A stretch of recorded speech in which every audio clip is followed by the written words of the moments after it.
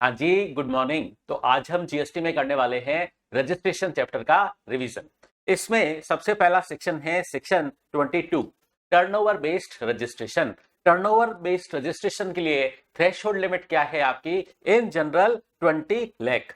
अगर आपका aggregate turnover 20 lakh को एक्सीड करता है इन ए फाइनेंशियल ईयर, तो आपका रजिस्ट्रेशन कराने की लायबिलिटी क्रिएट हो जाएगी। रजिस्ट्रेशन किसको कराना होगा? सप्लायर को कराना होगा, चाहे वो गुड्स का सप्लायर हो चाहे सर्विसेज का सप्लायर हो। और रजिस्ट्रेशन कहां कराना होगा?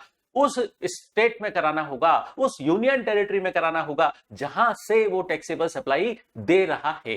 ठीक है, तो रजिस्ट्रेशन की इन जनरल थ्रेशोल्ड लिमिट है 20 लाख इन ए फाइनेंशियल ईयर। अब आगे बात करते हैं। गवर्नमेंट ने नोटिफिकेशन नंबर 10/2019 इशू किया। उसमें क्या बोला कि अगर कोई पर्सन एक्सक्लूसिवली गुड्स का सप्लायर है तो उसके लिए रजिस्ट्रेशन की थ्रेशोल्ड लिमिट 40 लाख हो जाएगी। तो और उसका ये aggregate turnover in a financial year अगर 40 लाख को एक्सीड नहीं करता है तो उसे रजिस्ट्रेशन नहीं कराना है। बट ध्यान रहे, ये 40 लाख की रजिस्ट्रेशन की लिमिट एक्सक्लूसिवली गुड्स के सप्लायर के लिए है। अब बात करते हैं कि ये 40 लाख की लिमिट कुछ पर्संस के लिए एप्लीकेबल नहीं होगी। कौन से पर्संस के लिए? जिन पर सेक्शन 24 का कंपलसरी रजिस्ट्रेशन एप्लीकेबल है, उनके लिए टर्नओवर बेस्ड रजिस्ट्रेशन तो नहीं देखा जाएगा। अब बात करते हैं ऐसे पर्संस जो नोटिफाइड गुड्स की आउटवर्ड सप्लाई करते हैं, उन पर भी ये 40 लाख की लिमिट एप्लीकेबल नहीं होगी।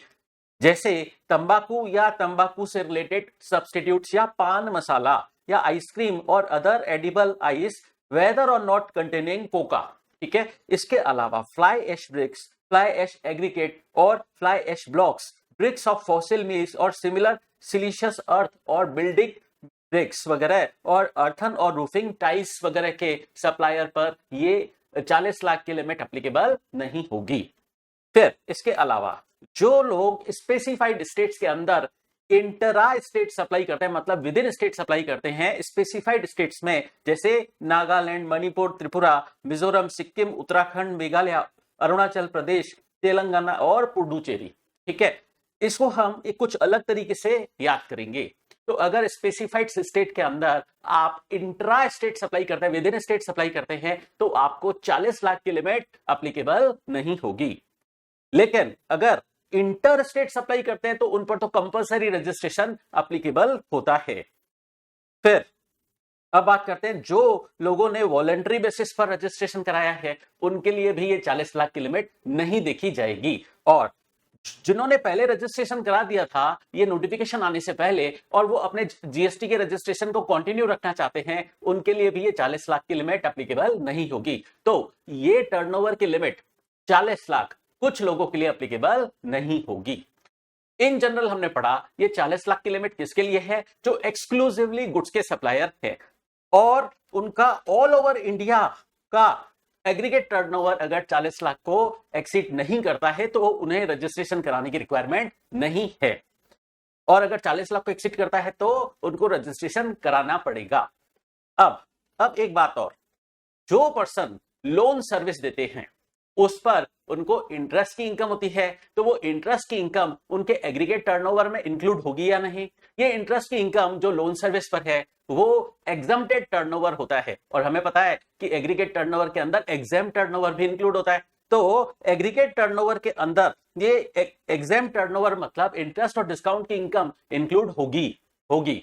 लेकिन अगर कोई पर्सन लोन सर्विस दे रहा है और वो गुड्स की भी सप्लाई कर रहा है, तो हम उसे मान सकते हैं कि वो एक्सक्लूसिवली गुड्स की सप्लाई कर रहा है। गवर्नमेंट ने ये एक्सप्लेनेशन दिया।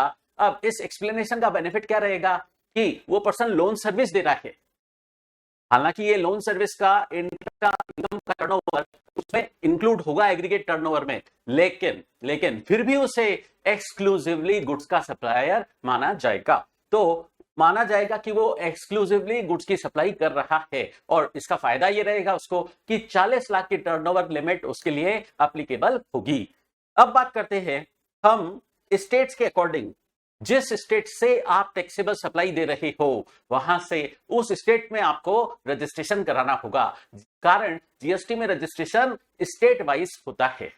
अब हम कुछ पर्टिकुलर स्टेट्स के लिए जो स्पेशल कैटेगरी स्टेट्स हैं उनकी बात करते हैं, जैसे नागालैंड, मणिपुर, त्रिपुरा, मिजोरम। इसको याद करने का तरीका क्या? इसको याद करने का तरीका ऐसे है, नागमणि तेरापुरा मजा, नागमणि तेरापुरा मजा। ठीक है, तो ये स्टेट्स के लिए अगर आप गुड्स के सप्लायर हो चाहे सर्विस के सप्लायर हो चाहे दोनों के सप्लायर हो, ठीक है, तो टर्नओवर लिमिट क्या एप्लीकेबल होगी? 10 लाख। अगर टर्नओवर, एग्रीगेट टर्नओवर 10 लाख को एक्सीड करता है तो जीएसटी में रजिस्ट्रेशन रिक्वायर्ड है। अब बात करते हैं कुछ दूसरे स्टेट्स की, सिक्किम, उत्तराखंड, मेघालय, अरुणाचल प्रदेश, तेलंगाना, पुडुचेरी। ठीक है, अब इसको याद करने का तरीका सुनिए। S, Uttarakhand U, Meghalaya M और अरुणाचल प्रदेश, इसको हम शॉर्ट में बोले सूमा, सूमा। और ये दो स्टेट्स बात के और इनको बोले तेलंगाना और पुडुचेरी है ये स्टेट्स टीपी। तो इसको याद करने का तरीका, सूमा टू टैक्सेबल पर्सन हो गई, सूमा टू टैक्सेबल पर्सन हो गई।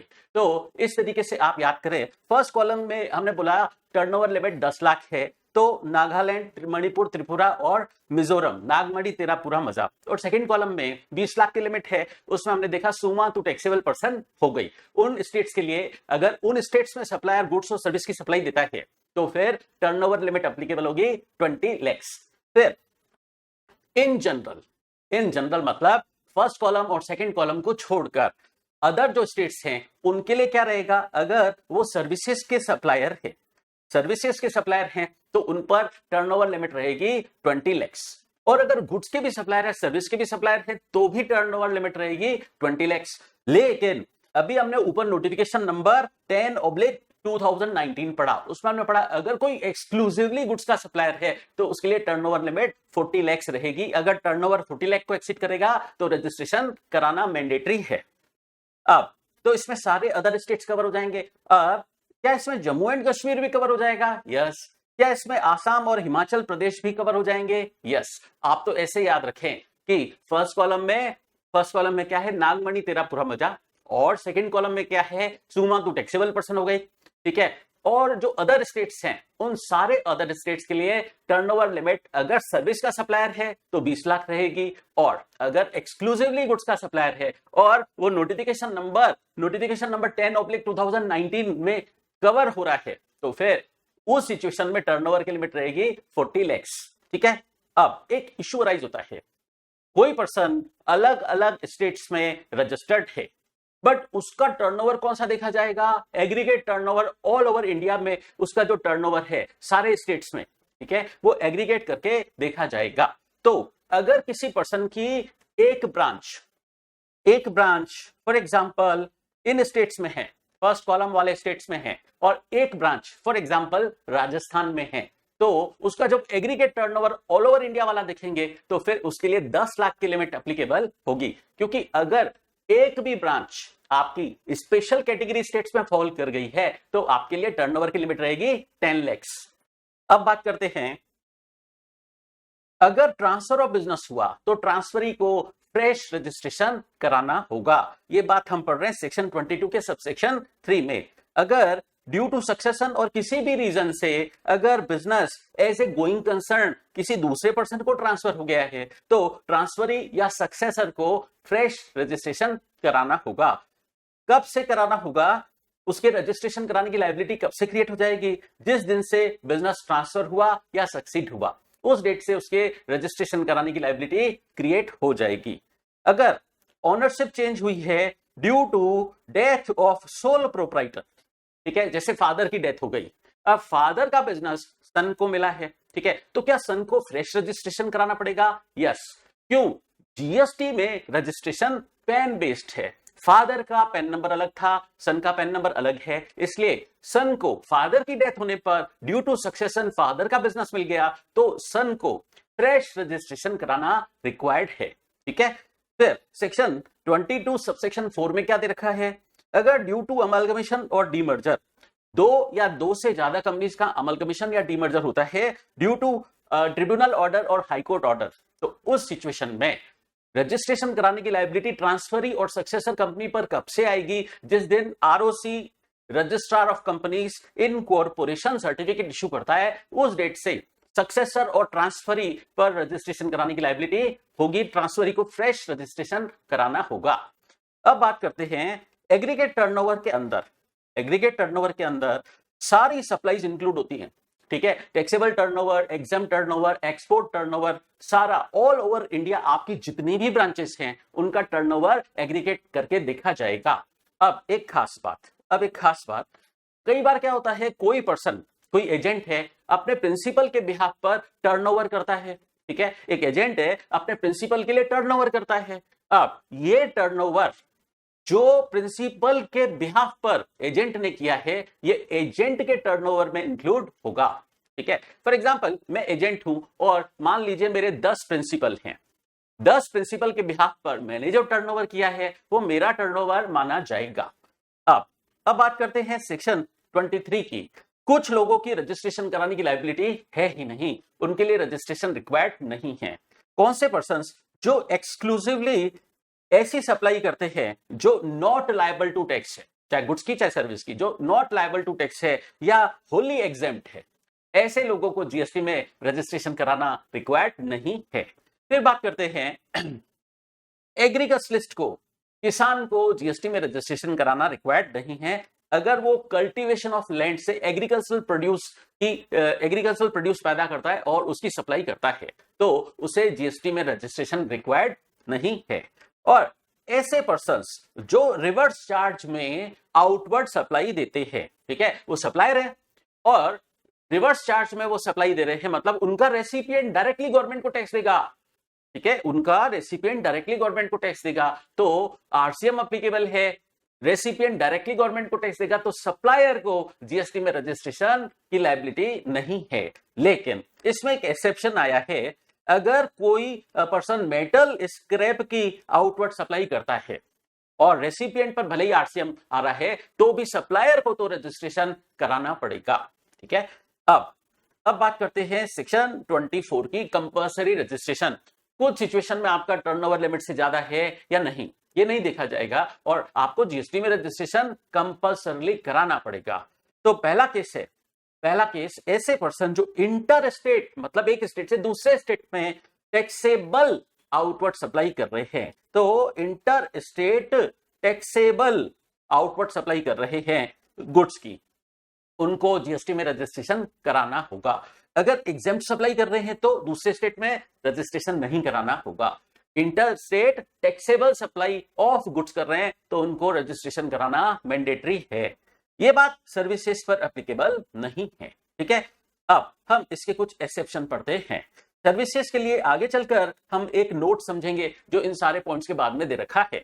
अब बात करते हैं, हम बात कर रहे थे inter state taxable outward supply of goods करने वालों को जीएसटी में रजिस्ट्रेशन कंपल्सरी रिक्वायर्ड है। लेकिन अगर वो नोटिफाइड हैंडीक्राफ्ट गुड्स या नोटिफाइड प्रोडक्ट की सप्लाई कर रहे हैं और उनका ऑल ओवर इंडिया का turnover, aggregate turnover threshold limit को एक्सीड नहीं करता है, ठीक है, 20 लाख, 40 लाख, 10 लाख को एक्सीड नहीं करता है और उन्होंने उनके पास पैन नंबर है और वो गुड्स के मूवमेंट के लिए ई वे बिल जनरेट करते हैं, हालांकि उनका एग्रीगेट टर्नओवर लिमिट से एक्सीड नहीं करता है, तो उनके लिए कंपल्सरी रजिस्ट्रेशन रिक्वायर्ड नहीं है, भले ही वो inter state outward taxable supply कर रहे हैं तो भी उनके लिए रजिस्ट्रेशन रिक्वायर्ड नहीं है। ये बात आ गई आपके एक्सेप्शन में।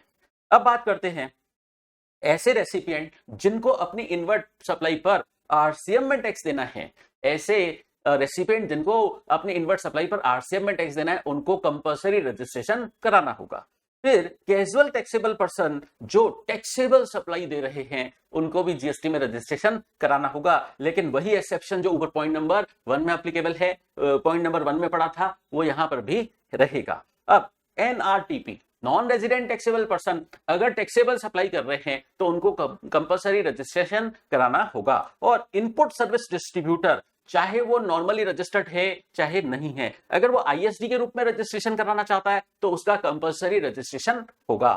फिर ऐसे पर्सन जो एजेंट बन के टैक्सेबल सप्लाई कर रहे हैं, चाहे गुड्स की चाहे सर्विसेज की, अगर एजेंट बनकर सप्लाई करनी है, वो टैक्सेबल सप्लाई है चाहे गुड्स की चाहे सर्विस की, जीएसटी पे फिर कंपल्सरी रजिस्ट्रेशन कराना होगा। अब बात करते हैं ऐसे सप्लायर जो OIDAR सर्विसेज देते हैं, इसका मतलब क्या, online information and database access and retrieval services देते हैं, जैसे और वो आउटसाइड इंडिया से सर्विस दे रहे हैं और इंडिया में अनरजिस्टर्ड पर्सन को सर्विस दे रहे हैं। आउटसाइड इंडिया से सर्विस दे रहे हैं और इंडिया में अनरजिस्टर्ड पर्सन को सर्विस दे रहे हैं, जैसे नेटफ्लिक्स और अमेजॉन प्राइम वगैरह की सर्विसेज इस पॉइंट में फॉल करेंगी और उनको रजिस्ट्रेशन कंपलसरी कराना होगा। अब बात करते हैं, जो पर्सन जीएसटी में टीडीएस डिडक्ट करेंगे अंडर सेक्शन 51, तो उनको टीडीएस डिडक्टर वाला रजिस्ट्रेशन कराना होगा। फिर ऐसे पर्सन, अब एक बात पहले यहां पढ़ते हैं हम, अगर ईसीओ, अगर इलेक्ट्रॉनिक कॉमर्स ऑपरेटर जो सर्विसेज दे रहा है, जो नोटिफाइड है सेक्शन 95 में, जैसे रेडियो टैक्सी की सर्विस, होटल अकोमोडेशन वगैरह की सर्विसेज हैं, ठीक है, तो वो सर्विसेज पर, उन जो सर्विसेज सेक्शन 95 में नोटिफाइड सर्विसेज हैं, वो ईसीओ के थ्रू दी जा रही है, तो ईसीओ को मेन टैक्स पे करना होता है। फिर उस सिचुएशन में टीडीएस एप्लीकेबल नहीं होता है, ठीक है, जीएसटी वाला। तो ऐसे ईसीओ को जीएसटी में रजिस्ट्रेशन कराना होगा जो सेक्शन 95 वाली नोटिफाइड सर्विसेज की सप्लाई कर रहे हैं। फिर अब बात करते हैं ऐसे पर्सन जो ईसीओ के थ्रू सप्लाई कर रहे हैं।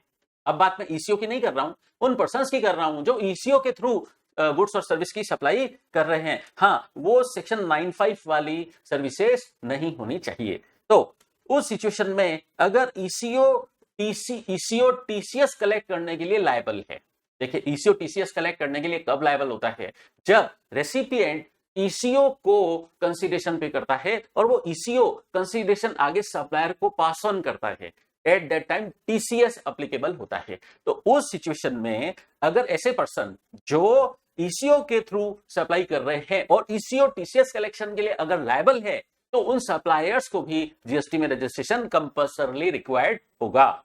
लेकिन इस बात के कुछ एक्सेप्शन है, ठीक है। इन जनरल क्या बोल दिया मैंने, एक्चुअल सप्लायर जो ईसीओ के थ्रू सप्लाई कर रहे हैं और जहां पर ईसीओ टीसीएस कलेक्शन के लिए लायबल है under section 52 of CGST act, तो उस सिचुएशन में ऐसे एक्चुअल सप्लायर्स को जीएसटी में रजिस्ट्रेशन कराना मैंडेटरी है।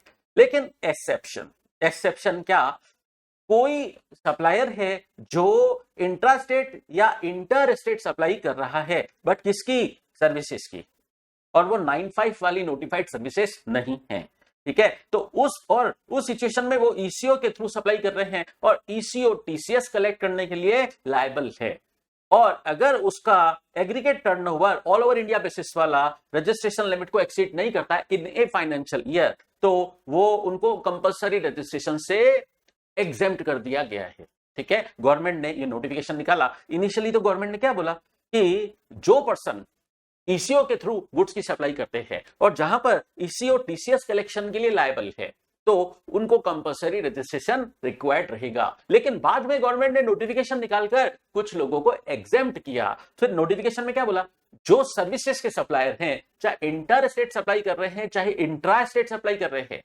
और उनका एग्रीगेट टर्नओवर स्पेसिफाइड लिमिट से एक्सीड नहीं कर रहा है, ठीक है, तो उस सिचुएशन में उनको कंपल्सरी रजिस्ट्रेशन से एग्जेम्प्ट कर दिया गया है।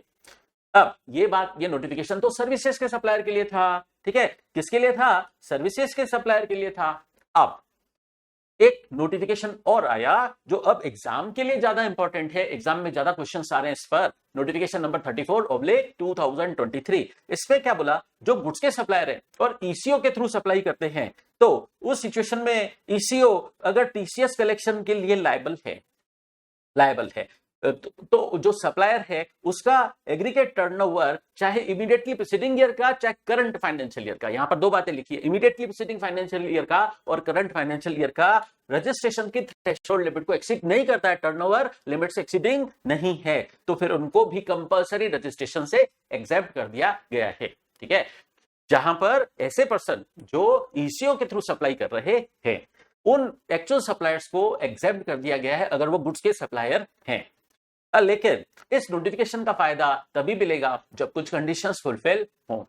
वो कंडीशंस क्या हैं, वो गुड्स का सप्लायर इंटर स्टेट सप्लाई नहीं करेगा, मतलब दूसरे स्टेट में सप्लाई नहीं करेगा, विद इन अपने अपने स्टेट में सप्लाई करे, और he shall not make supply of goods through ECO in more than one state, अपने स्टेट में ही सप्लाई करे, और उसके पास इनकम टैक्स में इश्यूड पैन नंबर तो होना ही चाहिए। और अगर वो अब उसे जीएसटी में रजिस्ट्रेशन कराने से एग्जाम तो कर दिया, लेकिन उसको एक एनरोलमेंट नंबर लेना पड़ेगा, और उसको क्या करना पड़ेगा, ये सप्लाई ईसीओ के थ्रू करने से पहले, सप्लाई ईसीओ के थ्रू करने से पहले उसको जीएसटी की पोर्टल पर जाकर अपना पैन नंबर, अपने प्लेस ऑफ बिजनेस का एड्रेस, और जिस स्टेट से वो इंट्रा स्टेट सप्लाई करना चाहता है, विद इन स्टेट सप्लाई करना चाहता है, वो सारी डिटेल जीएसटी की पोर्टल पर अपलोड करनी होगी ऐसी सप्लाई करने से पहले। और फिर जीएसटी की पोर्टल उसको एक एनरोलमेंट नंबर दे देगी, ठीक है, एनरोलमेंट नंबर उसको मिल जाएगा, उसका जीएसटी में रजिस्ट्रेशन नहीं हो रहा है, उसका एनरोलमेंट हो रहा है, ठीक है। तो अब एक खास बात, फॉर एग्जाम्पल मैं अलग अलग स्टेट में एनरोलमेंट नंबर ले सकता हूं क्या? यस। अब जैसे मैंने राजस्थान में रजिस्ट्रेशन नहीं कराना चाहता हूं, तो राजस्थान के लिए मेरा एनरोलमेंट नंबर अलग रहेगा, और गुजरात के अंदर भी मैं सप्लाई करना चाहता हूं इंट्रा स्टेट, तो मैं क्या वहां पर भी रजिस्ट्रेशन ले सकता हूं? नहीं, रजिस्ट्रेशन नहीं, एनरोलमेंट ले सकता हूं। यस। तो एनरोलमेंट नंबर स्टेट वाइज लिया जा सकता है, बट एक कंडीशन का ध्यान रखना पड़ेगा, आपको उसी स्टेट के अंदर मतलब इंट्रा स्टेट सप्लाई करनी पड़ेगी, आप इंटर स्टेट सप्लाई नहीं कर सकते, ठीक है। अब क्या बोल रहे हैं, जब तक आपका एनरोलमेंट नहीं होता तब तक आप कोई सप्लाई ईसीओ के थ्रू नहीं कर सकते हैं। अगर अभी आपका रजिस्ट्रेशन नहीं हुआ है, आपको एनरोलमेंट नंबर मिला है, कल को अगर आप बाद में रजिस्ट्रेशन कराना चाहो तो करा सकते हो, और वो रजिस्ट्रेशन कराने पर आपका एनरोलमेंट नंबर वैलिड नहीं रहेगा जिस स्टेट से आप एक्चुअल रजिस्ट्रेशन करा लोगे। तो गवर्नमेंट ने ये फैसिलिटी दी है कि इस केस में आपको कंपलसरी रजिस्ट्रेशन कराने की रिक्वायरमेंट नहीं है, इस केस में आपका रजिस्ट्रेशन नहीं होगा, इस केस में आपका एनरोलमेंट होगा, ठीक है। अब ईसीओ खुद को रजिस्ट्रेशन कराना होगा क्या? यस। ईसीओ जो सप्लायर के बिहाफ पर रेसिपिएंट को सप्लाई दे रहा है, और eco section 52 of CGST act में टीसीएस कलेक्शन करने के लिए लायबल है, तो ऐसे ईसीओ को भी जीएसटी में रजिस्ट्रेशन कराना मैंडेटरी है। अब आगे बात करते हैं कि ऐसे सप्लायर जो ऑनलाइन मनी गेमिंग के सप्लायर हैं और आउटसाइड इंडिया से सप्लाई दे रहे हैं, और इंडिया में पर्सन को सप्लाई दे रहे हैं, आउटसाइड इंडिया से सप्लाई दे रहे हैं, ऑनलाइन मनी गेमिंग की सप्लाई दे रहे हैं, उनको भी इंडिया में रजिस्ट्रेशन रिक्वायर्ड है कंपल्सरली, ठीक है। अब एक हमने ऊपर बात पढ़ी थी कि हम एक नोट बाद में समझेंगे, हमने पढ़ा अगर कोई inter state taxable outward supply करता है गुड्स की, ध्यान से सुनिए, inter state taxable outward supply of goods करता है तो उसको कंपल्सरी रजिस्ट्रेशन कराना होगा, ठीक है। लेकिन अब एक नोट समझते हैं, ये बात सर्विसेज के लिए एप्लीकेबल नहीं है, लेकिन एक नोट पढ़ते हैं हम, अगर इंटर स्टेट सप्लाई कर रहे हैं सर्विसेज की, ठीक है, किसको? जहां पर रेसिपिएंट रजिस्टर्ड है, तो जॉब वर्कर सप्लाई कर रहा है, उसको किसको सप्लाई कर रहा है? रजिस्टर्ड रेसिपिएंट को सप्लाई कर रहा है, जॉब वर्कर सप्लायर है, ठीक है, वो रजिस्टर्ड रेसिपिएंट को अगर सप्लाई कर रहा है तो फिर उस जॉब वर्कर मतलब सप्लायर को रजिस्ट्रेशन से एग्जम्पशन है, ठीक है। लेकिन कुछ केसेस में जॉब वर्कर अगर सप्लायर है तो उसको रजिस्ट्रेशन कराना पड़ता है। इन जनरल हमने क्या पढ़ा, जॉब वर्क सर्विस होता है ना, जॉब वर्क सर्विस होता है, लेकिन अगर जॉब वर्कर किसी रजिस्टर्ड रेसिपिएंट को सर्विस दे रहा है, जॉब वर्क सर्विस, तो उस केस में उसे रजिस्ट्रेशन से एग्जेम्प्ट कर दिया गया है, ये तो जनरल पॉइंट था। फिर क्या बोल रहे हैं, हाउएवर कुछ केसेस में जॉब वर्कर को रजिस्ट्रेशन रिक्वायर्ड है। वो केसेस कौन से हैं? अगर उस जॉब वर्कर का खुद का टर्नओवर रजिस्ट्रेशन लिमिट से एक्सीड हो गया है तो उस पर सेक्शन 22 सबसेक्शन 1 एप्लीकेबल हो जाएगा, टर्नओवर बेस्ड रजिस्ट्रेशन उसको कराना ही पड़ेगा। और अगर वो वॉलंटरी बेसिस पर खुद रजिस्ट्रेशन लेना चाहता है तो भी उसे रजिस्ट्रेशन कराना पड़ेगा। अब एक बात और समझते हैं, जो जॉब वर्कर ज्वेलरी आइटम के कनेक्शन में अपनी जॉब वर्क सर्विस देते हैं उन जॉब वर्कर को तो रजिस्ट्रेशन कराना रिक्वायर्ड है। इन जनरल सर्विसेज के सप्लायर को जो जॉब वर्क सर्विस दे रहे हैं उनको रजिस्ट्रेशन से एग्जेम्प्ट किया गया है, लेकिन अगर वो ज्वेलरी आइटम के रेस्पेक्ट में अगर जॉब वर्क सर्विस देते हैं तो उनको रजिस्ट्रेशन कंपल्सरली कराना पड़ेगा। ठीक है, चलिए अब बात समझते हैं सेक्शन 25 की, रजिस्ट्रेशन प्रोसीजर की बात करते हैं। सेक्शन 25 सबसेक्शन 1 में क्या बोला, आपको रजिस्ट्रेशन कहां से कहां कराना होगा, जिस स्टेट से आप सप्लाई दे रहे हो, ठीक है, वहां उस स्टेट में आपको रजिस्ट्रेशन कराना पड़ेगा। जैसे अगर मैं राजस्थान से सप्लाई दे रहा हूं दिल्ली में, तो मुझे राजस्थान में रजिस्ट्रेशन कराना पड़ेगा। अब जिस दिन से मेरे रजिस्ट्रेशन की लायबिलिटी है, चाहे सेक्शन 22 में टर्नओवर एक्सीड होने की वजह से या सेक्शन 24 कंपल्सरी रजिस्ट्रेशन की वजह से, जिस दिन से भी मेरी रजिस्ट्रेशन कराने की लायबिलिटी बनी है, उस दिन से रजिस्ट्रेशन लायबिलिटी डेट से 30 दिन के अंदर मुझे रजिस्ट्रेशन कराना होगा। तो किसको कराना होगा, सप्लायर को रजिस्ट्रेशन कराना होगा। अब हम समझते हैं सीटीपी एनआरटीपी मतलब कैजुअल टैक्सेबल पर्सन और नॉन रेजिडेंट टैक्सेबल पर्सन। इसका डिटेल में कंपैरिजन हम समझेंगे, दोनों में डिफरेंस क्या है आगे चल के समझेंगे। तो सीटीपी एनआरटीपी को अपना बिजनेस कमेंस करने से प्रायर पहले 5 दिन पहले, कम से कम 5 दिन पहले रजिस्ट्रेशन कराना होगा उस स्टेट में जहां से वो टैक्सेबल सप्लाई दे रहे हैं। फिर बात करते हैं, रजिस्ट्रेशन जीएसटी में स्टेट वाइज होता है। फॉर एग्जाम्पल मेरी एक ब्रांच राजस्थान में है, एक ब्रांच दिल्ली में है, तो क्या मुझे राजस्थान ब्रांच के लिए अलग रजिस्ट्रेशन लेना पड़ेगा और दिल्ली वाली ब्रांच के लिए रजिस्ट्रेशन अलग लेना पड़ेगा? यस। अब एक बात और समझते हैं, फॉर एग्जाम्पल ऐसा हो सकता है क्या, मेरे राजस्थान में 4 ब्रांचेस हैं, राजस्थान में 4 ब्रांचेस हैं, इन जनरल उनका एक ही रजिस्ट्रेशन होगा क्योंकि जीएसटी में रजिस्ट्रेशन स्टेट वाइज होता है। लेकिन मैं अगर चाहूं कि राजस्थान में मेरी ये 4 ब्रांचेस हैं, मैं इन सबका सेपरेट रजिस्ट्रेशन कराना चाहता हूं, तो क्या मैं ऐसा कर पाऊंगा? यस, ऐसा करना भी अलाउ है। देखिए इन जनरल तो एक ही रजिस्ट्रेशन होगा, लेकिन मैं चाहूं तो राजस्थान की इन 4 ब्रांचेस का सेपरेट रजिस्ट्रेशन करा सकता हूं, ठीक है। लेकिन जैसे राजस्थान में सपोज मेरी 4 ब्रांचेस हैं और मैं सबका सेपरेट रजिस्ट्रेशन नहीं करा रहा, तो क्या होगा, 4 ब्रांचेस का एक ही रजिस्ट्रेशन होगा। उस केस में क्या होगा, 4 ब्रांचेस में से मुझे एक branch principal place of business declare करनी होगी और रिमेनिंग ब्रांचेस क्या हो जाएंगी, एडिशनल प्लेस ऑफ बिजनेस। अब एक बात करते हैं, एक ही स्टेट है उसमें मल्टीपल प्लेस ऑफ बिजनेस है, मतलब ज्यादा ब्रांचेस है मेरी, तो मैं सेपरेट एप्लीकेशन फाइल कर सकता हूं। जैसे मैंने अभी बोला, राजस्थान में मेरी 4 ब्रांचेस है, 4 ब्रांचेस का मैं अलग अलग रजिस्ट्रेशन करवा सकता हूं। ये प्रोविजन ऑप्शनल है, मे दे रखा है, मे लिखा हुआ है ना, ऑप्शनल है प्रोविजन। अब एक बात और सुनिए, अगर मैं कोई सेज यूनिट हूं या सेज डेवलपर हूं, अब एग्जांपल से समझिए, मैं एक बिजनेसमैन हूं, मेरी एक यूनिट सेज एरिया में है और एक यूनिट नॉर्मल एरिया में है। सपोज स्टेट है राजस्थान, राजस्थान के अंदर सेज एरिया में मेरी एक यूनिट है और सेज एरिया के बाहर एक नॉर्मल यूनिट है। तो क्या दोनों ब्रांचेस मेरे राजस्थान स्टेट में है? यस। तो क्या एक ही रजिस्ट्रेशन हो जाएगा क्या? नहीं, सेज यूनिट का अलग रजिस्ट्रेशन होगा और नॉर्मल यूनिट जो सेज एरिया में नहीं है उसका अलग रजिस्ट्रेशन होगा। भले ये दोनों ब्रांचेस मेरी सेम स्टेट जैसे राजस्थान में है, तब भी दोनों का अलग रजिस्ट्रेशन होगा। अब बात करते हैं, क्या हम वॉलंटरी बेसिस पर रजिस्ट्रेशन करा सकते हैं? यस, कोई भी पर्सन वॉलंटरी बेसिस पर रजिस्ट्रेशन करा सकता है, भले ही उसकी सेक्शन 22 टर्नओवर बेस्ड लायबिलिटी नहीं है या सेक्शन 24 वो कंपल्सरीली रजिस्ट्रेशन उस पर एप्लीकेबल नहीं है, तो भी वो वॉलंटरी बेसिस पर रजिस्ट्रेशन करवा सकता है। अब बात करते हैं जैसे मैंने एक ब्रांच मैंने बोला जैसे राजस्थान में मेरी 4 ब्रांचेस हैं, राजस्थान में 4 ब्रांचेस हैं। चलिए पहले एक एग्जांपल लेते हैं, मेरी राजस्थान में एक ब्रांच है और दिल्ली में एक ब्रांच है, तो मेरा पैन नंबर तो सेम ही है, लेकिन चूंकि मेरा राजस्थान वाली ब्रांच का रजिस्ट्रेशन अलग हुआ है और दिल्ली वाली ब्रांच का रजिस्ट्रेशन अलग हुआ है, ठीक है, तो उस केस में ये राजस्थान वाली ब्रांच और दिल्ली वाली ब्रांच डिस्टिंक्ट पर्सन माने जाएंगे और वहां जो प्रीमाइजेस है मेरे बिजनेस प्रीमाइजेस, वो मेरे एस्टेब्लिशमेंट ऑफ डिस्टिंक्ट पर्सन माने जाएंगे।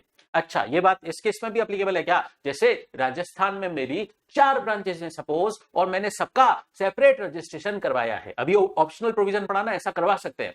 तो अगर राजस्थान में 4 ब्रांचेस हैं और उनका मैंने अलग अलग रजिस्ट्रेशन करवाया है, तो क्या वो चारों ब्रांचेस भी डिस्टिंक्ट पर्सन मानी जाएगी? यस, मानी जाएगी। और वो चारों बिजनेस प्रीमाइजेस भी एस्टेब्लिशमेंट ऑफ डिस्टिंक्ट पर्सन माने जाएंगे? यस। अब बात करते हैं, अगर जीएसटी में रजिस्ट्रेशन कराना है तो पैन नंबर होना मस्ट है, पैन नंबर होना मस्ट है जो इनकम टैक्स एक्ट में इशू होता है।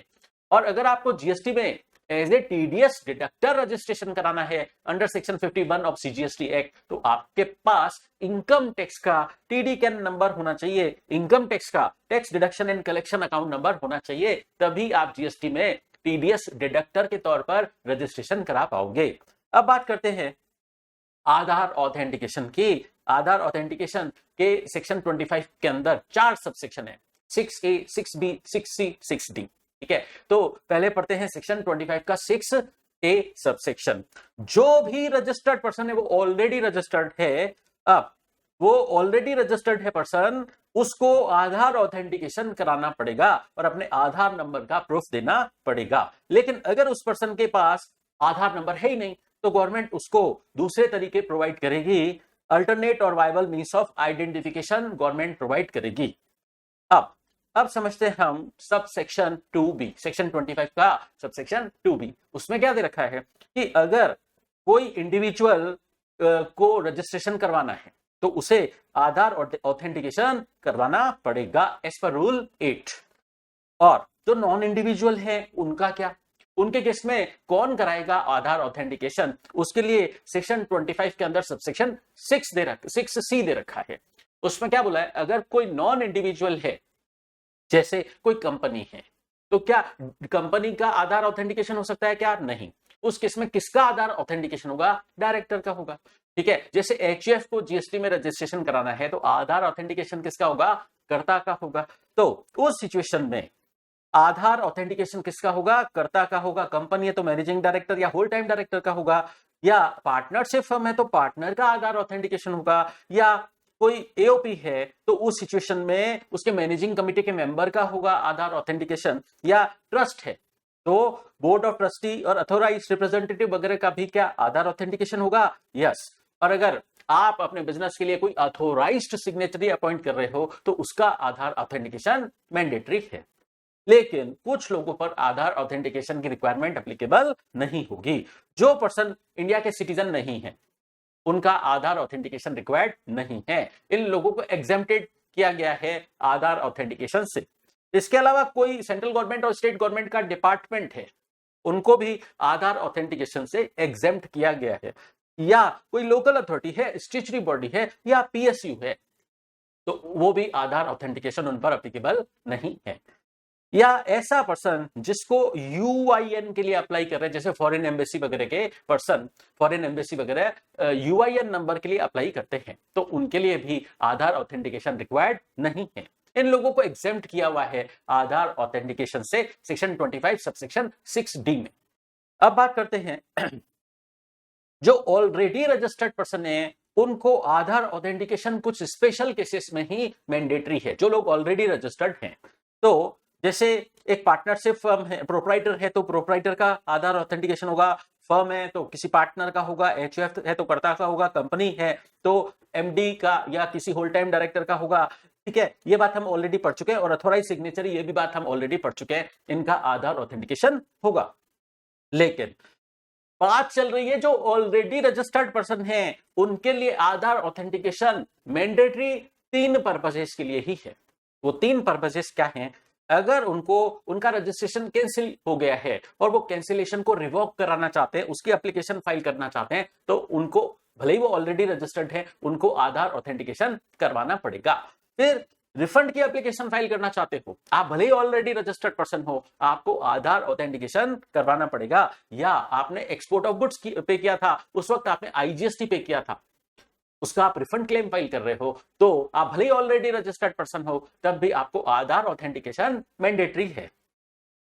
लेकिन अगर आधार अलॉट ही नहीं हुआ है आधार नंबर, तो वो क्या दूसरे आइडेंटिफिकेशन डॉक्यूमेंट दे सकते हैं? यस, दे सकते हैं। क्या? आधार एनरोलमेंट की आईडी स्लिप कि हमने आधार के लिए अप्लाई किया हुआ है, और दूसरा bank passbook along with photograph, या वोटर आईडी कार्ड, या पासपोर्ट, या ड्राइविंग लाइसेंस दे सकते हैं, मतलब अल्टरनेट डॉक्यूमेंट दे सकते हैं अगर आधार नंबर नहीं है।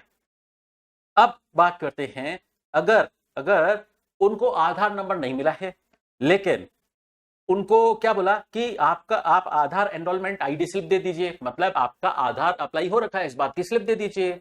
ठीक है, तो जब आपको आधार नंबर बाद में अलॉट होगा तो आपको अलॉटमेंट की डेट से 30 दिन के अंदर आधार ऑथेंटिकेशन करवाना पड़ेगा।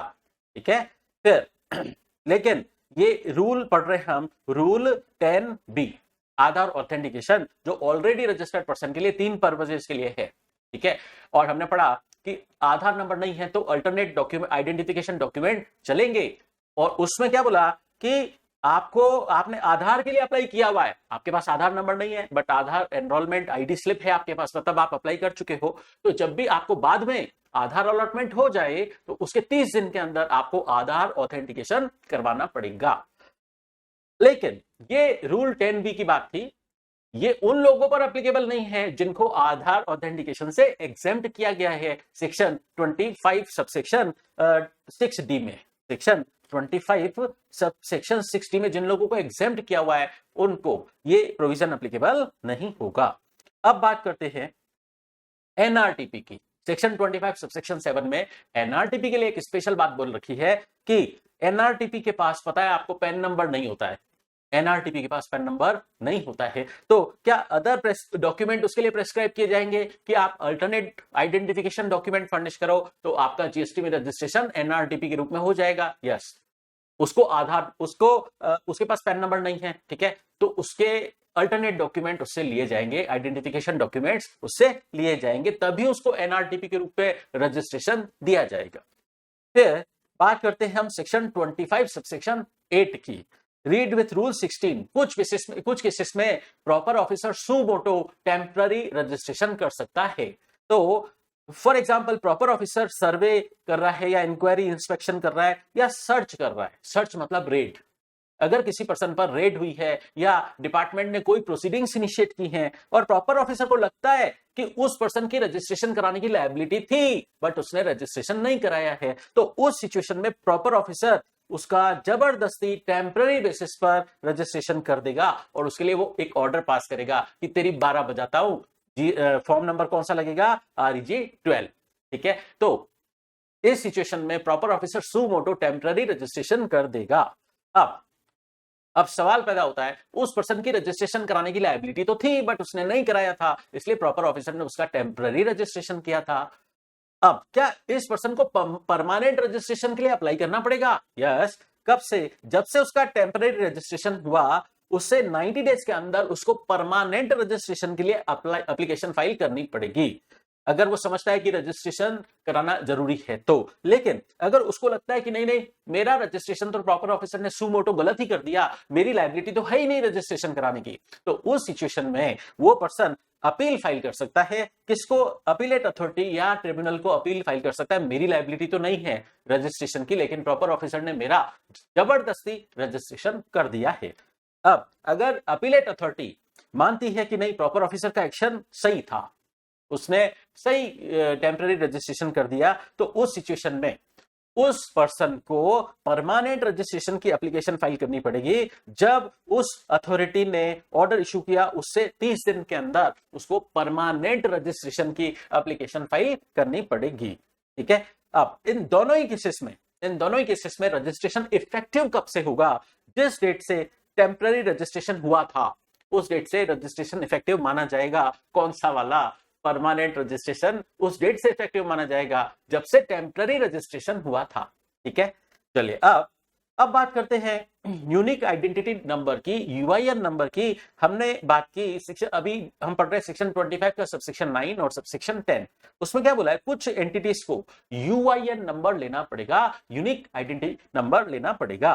किसको लेना पड़ेगा? जो UNO, यूनाइटेड नेशंस ऑर्गेनाइजेशंस के स्पेशलाइज्ड एजेंसीज हैं या मल्टीलैटरल फाइनेंशियल इंस्टीट्यूशंस हैं या फॉरेन एम्बेसी के पर्संस हैं नोटिफाइड, उनको अगर वो इनवर्ट सप्लाई लेते हैं गुड्स और सर्विसेज की तो उस पर जीएसटी लग के आता है। इनकी इनवर्ट सप्लाई पर जीएसटी लगा है, इनको रिफंड क्लेम फाइल करना होता है, तो इनको UIN नंबर लेना पड़ता है।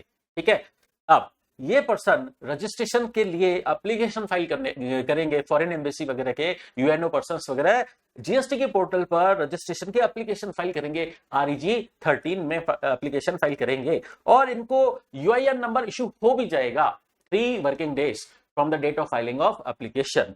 और अल्टरनेटिवली एक सिस्टम और है कि अगर डिपार्टमेंट इनको सू मोटो यूआईएन नंबर दे सकता है अगर ministry of external affairs government of India department से रिकमेंडेशन मिले, तो फिर जीएसटी डिपार्टमेंट इनको सू मोटो भी यूआईएन नंबर अलॉट कर सकता है। लेकिन देखिए अभी तो हमने पढ़ा था जीएसटी नंबर, जीएसटी में रजिस्ट्रेशन स्टेट वाइज होता है, जीएसटी में रजिस्ट्रेशन स्टेट वाइज होता है। क्या ये यूआईएन नंबर भी स्टेट वाइज होगा? नहीं, यूआईएन नंबर को गवर्नमेंट ने ऑल ओवर इंडिया सेंट्रलाइज्ड ही रखा है, वो स्टेट वाइज ऑब्टेन नहीं करना है। तो सेंट्रलाइज्ड यूआईएन नंबर मिलेगा जो पूरे इंडिया में एप्लीकेबल होगा। ये भी जीएसटीएन नंबर की तरह 15 डिजिट का अल्फा न्यूमेरिक नंबर होता है, बिल्कुल जीएसटीएन नंबर की तरह।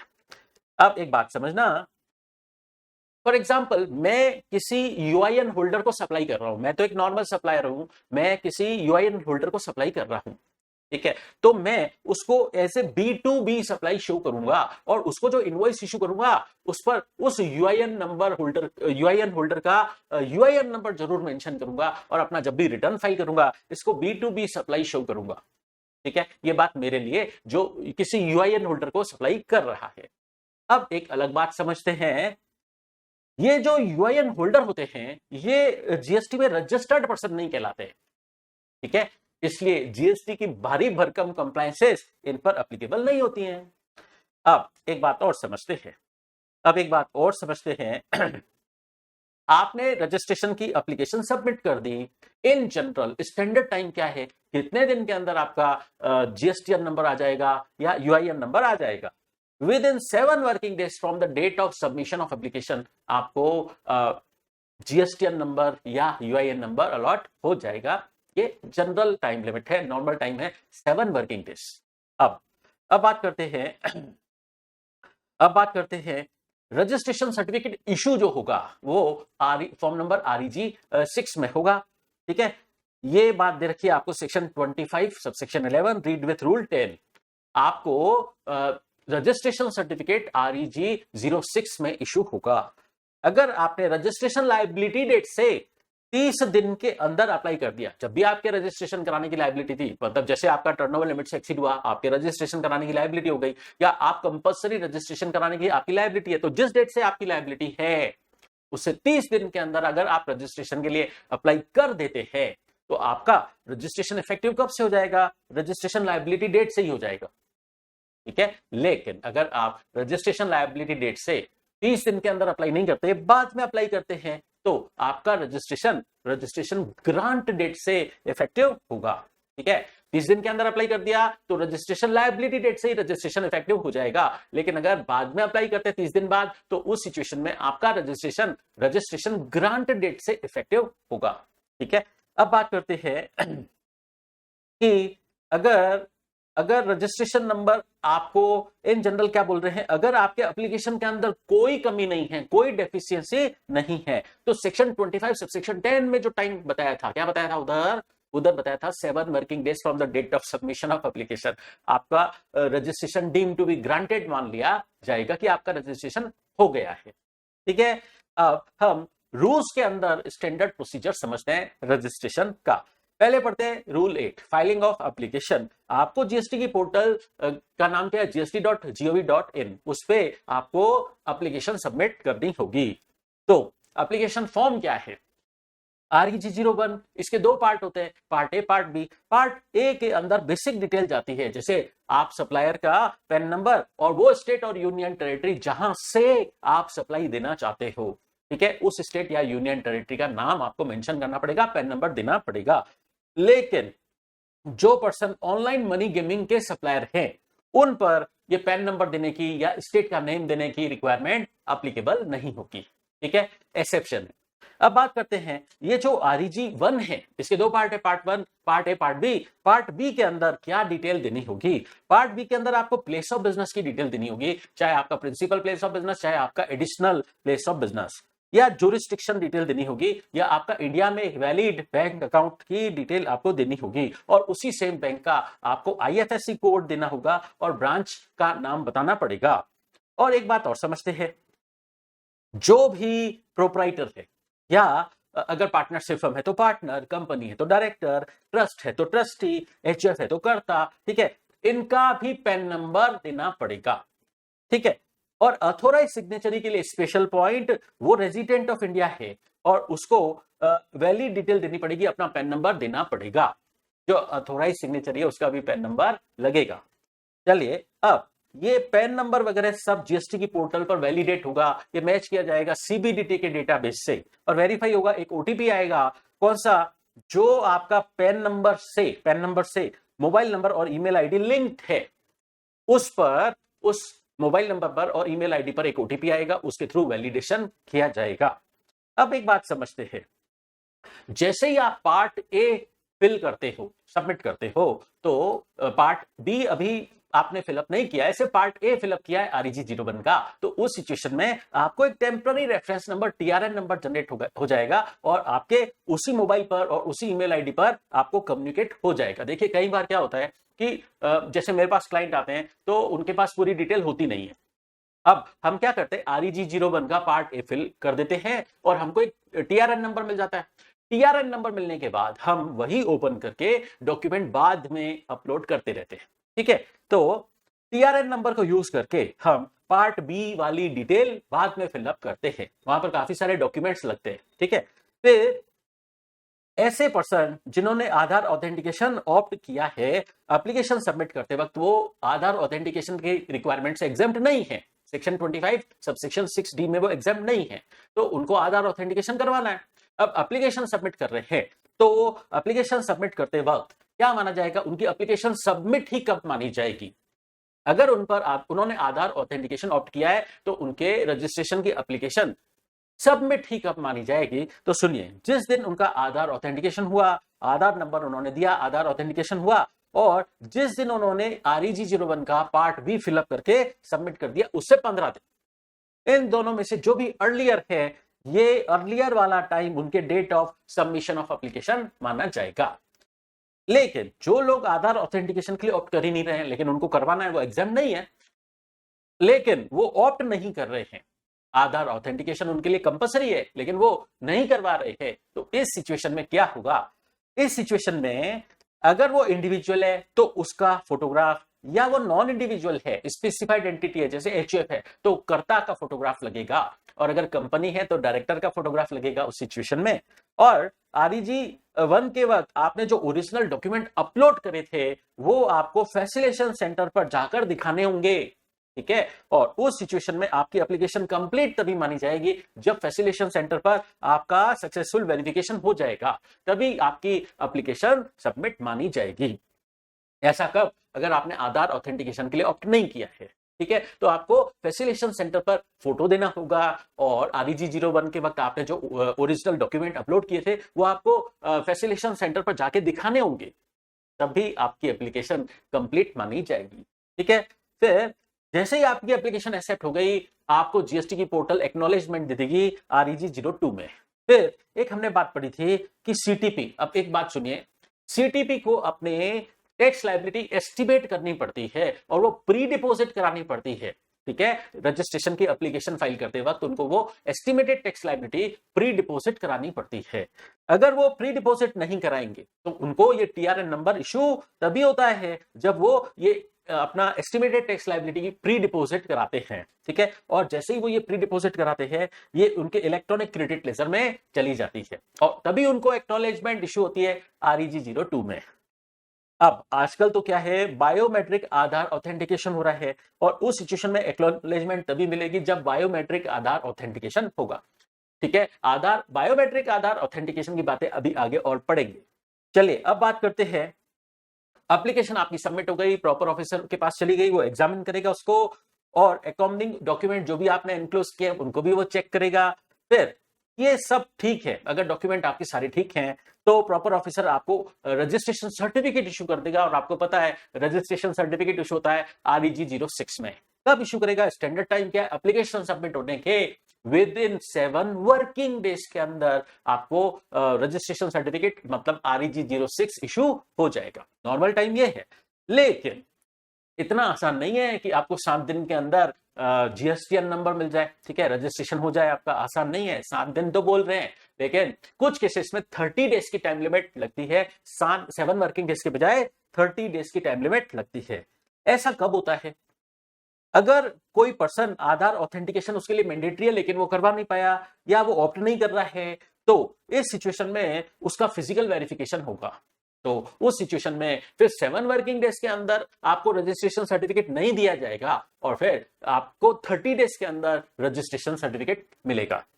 या ऐसे पर्सन जो आधार ऑथेंटिकेशन करा रहे हैं और बायोमेट्रिक आधार ऑथेंटिकेशन उनका हुआ है, अब उनके प्लेस ऑफ बिजनेस का फिजिकल वेरिफिकेशन अगर होगा तो उस सिचुएशन में भी 30 डेज की टाइम लिमिट लगेगी। और तीसरा केस, प्रॉपर ऑफिसर जानबूझकर उसके प्लेस ऑफ बिजनेस का फिजिकल वेरिफिकेशन करना चाहता है, तो इस सिचुएशन में 7 वर्किंग डेज की टाइम लिमिट नहीं लगेगी और क्या लगेगी, 30 डेज। रजिस्ट्रेशन कितने टाइम में मिलेगा, 30 डेज में मिलेगा from the date of submission of application, जब तक उसके प्लेस ऑफ बिजनेस का फिजिकल वेरिफिकेशन नहीं होगा तब तक। अब फिजिकल वेरिफिकेशन के टाइम पर पहले एक रिक्वायरमेंट थी, उस पर्सन का वहां प्रेजेंट होना जरूरी था, लेकिन अब ये रिक्वायरमेंट हटा दी गई है।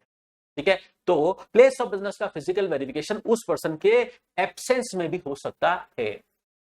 अब यहां टाइम लिमिट क्या हो गई, अगर फिजिकल वेरिफिकेशन की बात आएगी तो प्लेस ऑफ बिजनेस के फिजिकल वेरिफिकेशन की बात आएगी तो आपको REG 06 मतलब रजिस्ट्रेशन सर्टिफिकेट 7 वर्किंग डेज के अंदर ग्रांट नहीं किया जाएगा, 30 डेज के अंदर ग्रांट किया जाएगा from the date of submission of application.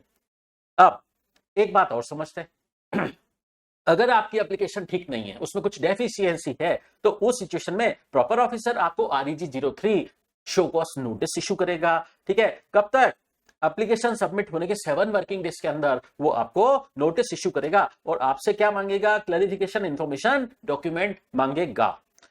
अब एक बात और समझते हैं, ऐसे पर्सन जो आधार ऑथेंटिकेशन नहीं करवा पाए या जिन्होंने ऑप्ट नहीं किया था आधार ऑथेंटिकेशन के लिए, या उनका बायोमेट्रिक आधार ऑथेंटिकेशन हो रहा है और उनके प्लेस ऑफ बिजनेस का फिजिकल वेरिफिकेशन होना है, या प्रॉपर ऑफिसर को लगता है कि उसके प्लेस ऑफ बिजनेस का फिजिकल वेरिफिकेशन करूं, तो उस सिचुएशन में ये 7 डेज की टाइम लिमिट की जगह क्या हो जाएगा, 30 डेज।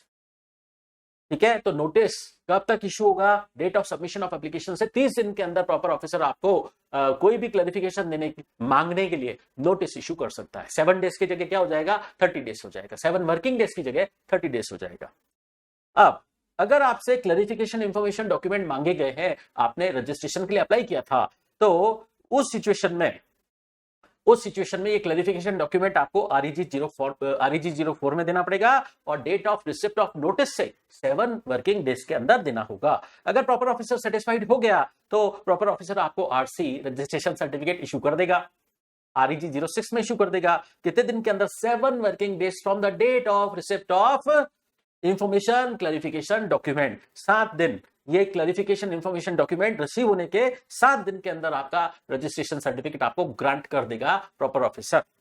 लेकिन अगर वो चाहे तो ये आपकी एप्लीकेशन रिजेक्ट कर सकता है और इसके लिए वो रिजेक्शन ऑर्डर पास कर देगा, REG 05 में रिजेक्शन ऑर्डर पास कर देगा, लेकिन उसको रीजंस बताने पड़ेंगे कि वो आपकी ये रजिस्ट्रेशन की एप्लीकेशन क्यों रिजेक्ट कर रहा है। ठीक है, अब इस सिचुएशन में अगर वो person clarification information document furnish नहीं करता है 7 वर्किंग डेज के अंदर, या क्लैरिफिकेशन इंफॉर्मेशन डॉक्यूमेंट फर्निश करता तो है लेकिन प्रॉपर ऑफिसर उस क्लैरिफिकेशन इंफॉर्मेशन डॉक्यूमेंट से सेटिस्फाइड नहीं है, तो वो आपके इस रजिस्ट्रेशन की एप्लीकेशन को रिजेक्ट कर सकता है। ठीक है, और ऑर्डर पास कर देगा, REG 05 में रिजेक्शन ऑर्डर पास कर देगा। अब बात करते हैं हम, आपकी कुछ केसेस में रजिस्ट्रेशन की application deem to be approved मान ली जाएगी अगर प्रॉपर ऑफिसर कोई एक्शन ही नहीं लेता। प्रॉपर ऑफिसर कोई एक्शन ही नहीं ले रहा है तो आपकी registration application deem to be approved मान ली जाएगी। अगर वो 7 डेज के अंदर कोई एक्शन नहीं ले रहा है, आपकी एप्लीकेशन बिल्कुल सही है और आप आधार ऑथेंटिकेशन के प्रोसेस से भी गुजर चुके हो, सक्सेसफुली हो चुका है, फिर भी वो आपको रजिस्ट्रेशन सर्टिफिकेट इशू नहीं कर रहा है अगर, या दूसरा केस आपका फिजिकल वेरिफिकेशन हुआ, उससे date of submission of application से 30 दिन के अंदर वो आपको रजिस्ट्रेशन सर्टिफिकेट इशू कर दे लेकिन वो नहीं कर रहा है और उसने क्लैरिफिकेशन डॉक्यूमेंट इंफॉर्मेशन मांगा, आपने रिप्लाई कर दिया था उसका, उससे 7 डेज के अंदर भी प्रॉपर ऑफिसर कोई एक्शन ही नहीं ले रहा है, तो आपकी ये registration application deem to be approved मान ली जाएगी। फिर रूल 10 है आपका रजिस्ट्रेशन सर्टिफिकेट इशू होने के लिए। हम बात कर चुके हैं रजिस्ट्रेशन सर्टिफिकेट REG 06 में इशू होता है। इस पर आपके अगर एक से ज्यादा प्लेस ऑफ बिजनेस है तो आपको बताना पड़ेगा कि कौन सा प्रिंसिपल प्लेस ऑफ बिजनेस है और रिमेनिंग ब्रांचेस वगैरह आपकी एडिशनल प्लेस ऑफ बिजनेस मानी जाएगी। अब आपको जीएसटीआर नंबर कम्युनिकेट हो जाएगा, वो ऑनलाइन कम्युनिकेट आपके आईडी, जो पोर्टल पर आईडी आपने क्रिएट किया उस पर अवेलेबल हो जाएगा। डेट ऑफ रजिस्ट्रेशन से 3 दिन के अंदर आपको अवेलेबल हो जाएगा। और ये basically 15 digit alpha numeric number होता है, जिसमें क्या होता है, पहले 2 डिजिट जो होते हैं ना वो स्टेट कोड होते हैं। जैसे राजस्थान का स्टेट कोड क्या है जो होम मिनिस्ट्री ने अलॉट किया है, 08। आपने काफी सारे जीएसटीआर नंबर के अंदर ऐसा देखा होगा। फिर आपका पैन नंबर के ये 10 डिजिट, ठीक है। फिर एंटिटी कोड 1 और चेकसम करेक्टर 2, ऐसे टोटल 15 डिजिट का अल्फा न्यूमेरिक नंबर है आपका जीएसटीआर नंबर का फॉर्मेट ऐसा होता है। लेकिन अभी हमने ये सारा स्टैंडर्ड प्रोसीजर पढ़ा, ये स्टैंडर्ड प्रोसीजर कुछ लोगों पर एप्लीकेबल नहीं है, एनआरटीपी पर एप्लीकेबल नहीं है, और जो टीडीएस डिडक्टर है अंडर सेक्शन 51 या जो टीसीएस कलेक्टर है अंडर सेक्शन 52 उन पर एप्लीकेबल नहीं है। फिर जो सप्लायर ऑफ ओआईडीआर सर्विसेज हैं उन पे भी एप्लीकेबल नहीं है, या जो ऑनलाइन मनी गेमिंग की सप्लाई कर रहे हैं आउटसाइड इंडिया से इंडियन किसी पर्सन को, तो उन पे भी ये स्टैंडर्ड प्रोसीजर एप्लीकेबल नहीं है। अब एक बात और समझते हैं, ये स्टैंडर्ड प्रोसीजर मतलब REG 01 वाला प्रोसीजर कंपोजिशन सप्लायर पर एप्लीकेबल है क्या? यस। ऐसे पर्सन जो वॉलेंट्री रजिस्ट्रेशन करा रहे हैं उन पे एप्लीकेबल है क्या? यस। और जो कैजुअल टैक्सेबल पर्सन है सीटीपी पर नॉर्मल प्रोसीजर लगता है रजिस्ट्रेशन का, और एनआरटीपी पर स्पेशल प्रोसीजर लगता है, ठीक है। अब बात करते हैं कि इन जनरल तो आप जब रजिस्ट्रेशन करा रहे हो आपको अपने बैंक अकाउंट की डिटेल देनी है, लेकिन अगर आपका अभी तक बैंक अकाउंट ओपन नहीं हुआ है तो क्या आप रजिस्ट्रेशन कराने के बाद कुछ टाइम बाद आप अपने बैंक डिटेल दे सकते हैं क्या? यस। इसके लिए गवर्नमेंट ने निकाला एक इंपॉर्टेंट रूल 10A, आप अपने बैंक डिटेल बाद में सबमिट कर सकते हैं। तो कब तक सबमिट कर सकते हैं? आपका रजिस्ट्रेशन हो चुका है उसके बाद आप अपनी बैंक डिटेल सबमिट कर सकते हैं रजिस्ट्रेशन ग्रांट होने के 30 दिन के अंदर, या जब आप अपने आउटवर्ड सप्लाई का रिटर्न फाइल कर रहे हैं जीएसटीआर 1 वगैरह, तो उसकी जो एक्चुअल डेट है इन दोनों इवेंट में से जो भी अर्लियर है, ठीक है, तब तक आपको अपने बैंक डिटेल फर्निश कर देनी है। आपका रजिस्ट्रेशन हो चुका है, उस वक्त आपने अपनी बैंक डिटेल नहीं दी थी, आप बाद में सबमिट कर सकते हो, ऐसा गवर्नमेंट ने रिलैक्सेशन दिया है। लेकिन ये रिलैक्सेशन कुछ लोगों पर एप्लीकेबल ही नहीं है। किन लोगों पर एप्लीकेबल नहीं है? जो टीडीएस डिडक्टर के रूप में रजिस्ट्रेशन करा रहे हैं जीएसटी में, या टीसीएस कलेक्टर के रूप में रजिस्ट्रेशन करा रहे हैं, या प्रॉपर ऑफिसर ने जिनका टेम्पररी रजिस्ट्रेशन किया है, बाद में वो परमानेंट रजिस्ट्रेशन के लिए अगर अप्लाई कर रहे हैं तो उनको ये रिलैक्सेशन नहीं मिलेगा कि हम अपनी बैंक डिटेल बाद में दे देंगे, उनको इमीडिएटली देनी पड़ेगी रजिस्ट्रेशन के टाइम पर ही, ठीक है।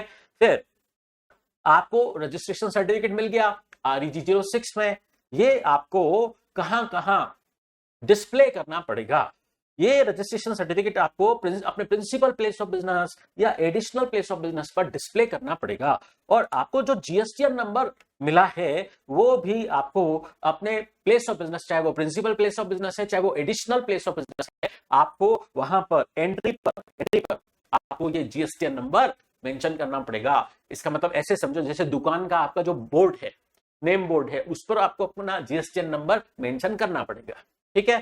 फिर एक बात हमने पढ़ी थी कि 7 वर्किंग डेज के अंदर आपको REG 06 नहीं मिलता है, और फिजिकल वेरिफिकेशन होता है तो date of submission of application से 30 दिन के अंदर आपको रजिस्ट्रेशन सर्टिफिकेट मिलता है। तो हमने फिजिकल वेरिफिकेशन की बात पढ़ी थी। तो बिजनेस प्रीमाइसेस मतलब प्लेस ऑफ बिजनेस का आपका फिजिकल वेरिफिकेशन हो सकता है कुछ केसेस में। तो अगर प्रॉपर ऑफिसर को लगता है कि फिजिकल वेरिफिकेशन मैं बाद में कर दूंगा, अभी इसका रजिस्ट्रेशन कर दूं, रजिस्ट्रेशन के बाद वो अगर physical verification of place of business करना चाह रहा है, तो उस सिचुएशन में प्रॉपर ऑफिसर आएगा प्लेस ऑफ बिजनेस का वेरिफिकेशन करने, वो वेरिफिकेशन रिपोर्ट बनानी होगी उसको, और साथ में फोटोग्राफ प्लेस ऑफ बिजनेस वगैरह और अदर डॉक्यूमेंट आपके अटैच होंगे, वो वेरिफिकेशन करने आएगा बाद में, ठीक है। रजिस्ट्रेशन वो कर चुका है, physical verification of place of business वो बाद में कर रहा है, तो वेरिफिकेशन रिपोर्ट बनाने आएगा, और इस सिचुएशन में वो वेरिफिकेशन रिपोर्ट बनाएगा REG 30 में, और वो जीएसटी की पोर्टल पर ऑनलाइन अपलोड कर देगा। कब तक? Within 15 working days from the date of verification. Verification से 15 दिन के अंदर वो आपकी वेरिफिकेशन रिपोर्ट REG 30 अपलोड कर देगा ऑनलाइन। लेकिन कुछ केसेस में हमने पढ़ा था रजिस्ट्रेशन सर्टिफिकेट इश्यू करने से पहले वो प्लेस ऑफ बिजनेस का फिजिकल वेरिफिकेशन कर सकता है। तो अगर वो पहले कर रहा है, रजिस्ट्रेशन करने से पहले अगर वो फिजिकल वेरिफिकेशन कर रहा है, तो उस सिचुएशन में वो वेरिफिकेशन करने आएगा, वेरिफिकेशन रिपोर्ट बनाएगा, फोटो वगैरह डॉक्यूमेंट वगैरह सब लेगा, और ये REG 30 मतलब वेरिफिकेशन रिपोर्ट उसको ऑनलाइन अपलोड करनी होगी, लेकिन वो कब तक करेगा? At least 5 working days prior to the date of completion of time limit specified in proviso to rule 91. proviso to rule 91 क्या था? वो 30 डेज की टाइम लिमिट। कौन सा? ये बोला है कि 91 का जो प्रोविजो है उसमें जो टाइम दे रखा है उससे कम से कम 5 वर्किंग डेज पहले, ठीक है। तो वो टाइम लिमिट क्या है? मतलब वो प्रोविजो कौन सा था? वो प्रोविजो आपका था ये रहा, ठीक है। तो वो 30 डेज जब खत्म होंगे, 30 डेज खत्म होने से क्या बोल रहे हैं? 30 डेज खत्म होने से कम 5 दिन पहले वो अपनी वेरिफिकेशन रिपोर्ट अपलोड करेगा। तो ये जब टाइम कंप्लीट होगा उससे कम 5 दिन पहले वो वेरिफिकेशन रिपोर्ट अपलोड कराएगा। अब समझते हैं हम कुछ मिसलेनियस प्रोविजन। डीम्ड रजिस्ट्रेशन, आपने स्टेट में अप्लाई किया था, मैंने बोला जिस स्टेट में से आप सप्लाई दे रहे हो उस स्टेट में आपको अप्लाई करना होगा। अगर मैं राजस्थान से सप्लाई दे रहा हूं दिल्ली में, तो मुझे राजस्थान में अप्लाई करना पड़ेगा। तो अगर मैंने राजस्थान में अप्लाई किया है तो जो मेरा स्टेट रजिस्ट्रेशन है, तो क्या वो मेरा CGST में भी रजिस्ट्रेशन माना जाएगा? Yes, state registration shall be deemed to be centralised registration. तो अगर मैंने SGST में अप्लाई किया ना, तो मेरा CGST में भी रजिस्ट्रेशन हो गया है। ऐसा नहीं होगा कि मैं SGST में अलग अप्लाई करूं, CGST में अलग अप्लाई करूं, ठीक है। तो और स्टेट में मेरी अगर एप्लीकेशन रिजेक्ट हुई है तो वो सेंट्रल रिजेक्शन माना जाएगा। क्यों? GST में रजिस्ट्रेशन टैक्स स्पेसिफिक नहीं होता कि मैं CGST में अलग रजिस्ट्रेशन कराऊं, SGST में अलग कराऊं, UTGST में अलग कराऊं, ऐसा नहीं होता है। सिंगल रजिस्ट्रेशन ही होता है सारे टैक्सेस के लिए, CGST के लिए, SGST के लिए, UTGST सबके लिए सिंगल रजिस्ट्रेशन होता है। अब हम पढ़ रहे हैं CTP और NRTP के लिए special provision section 27, read with rule 13 and 15। CTP और NRTP में पहले डिफरेंस समझ लेते हैं।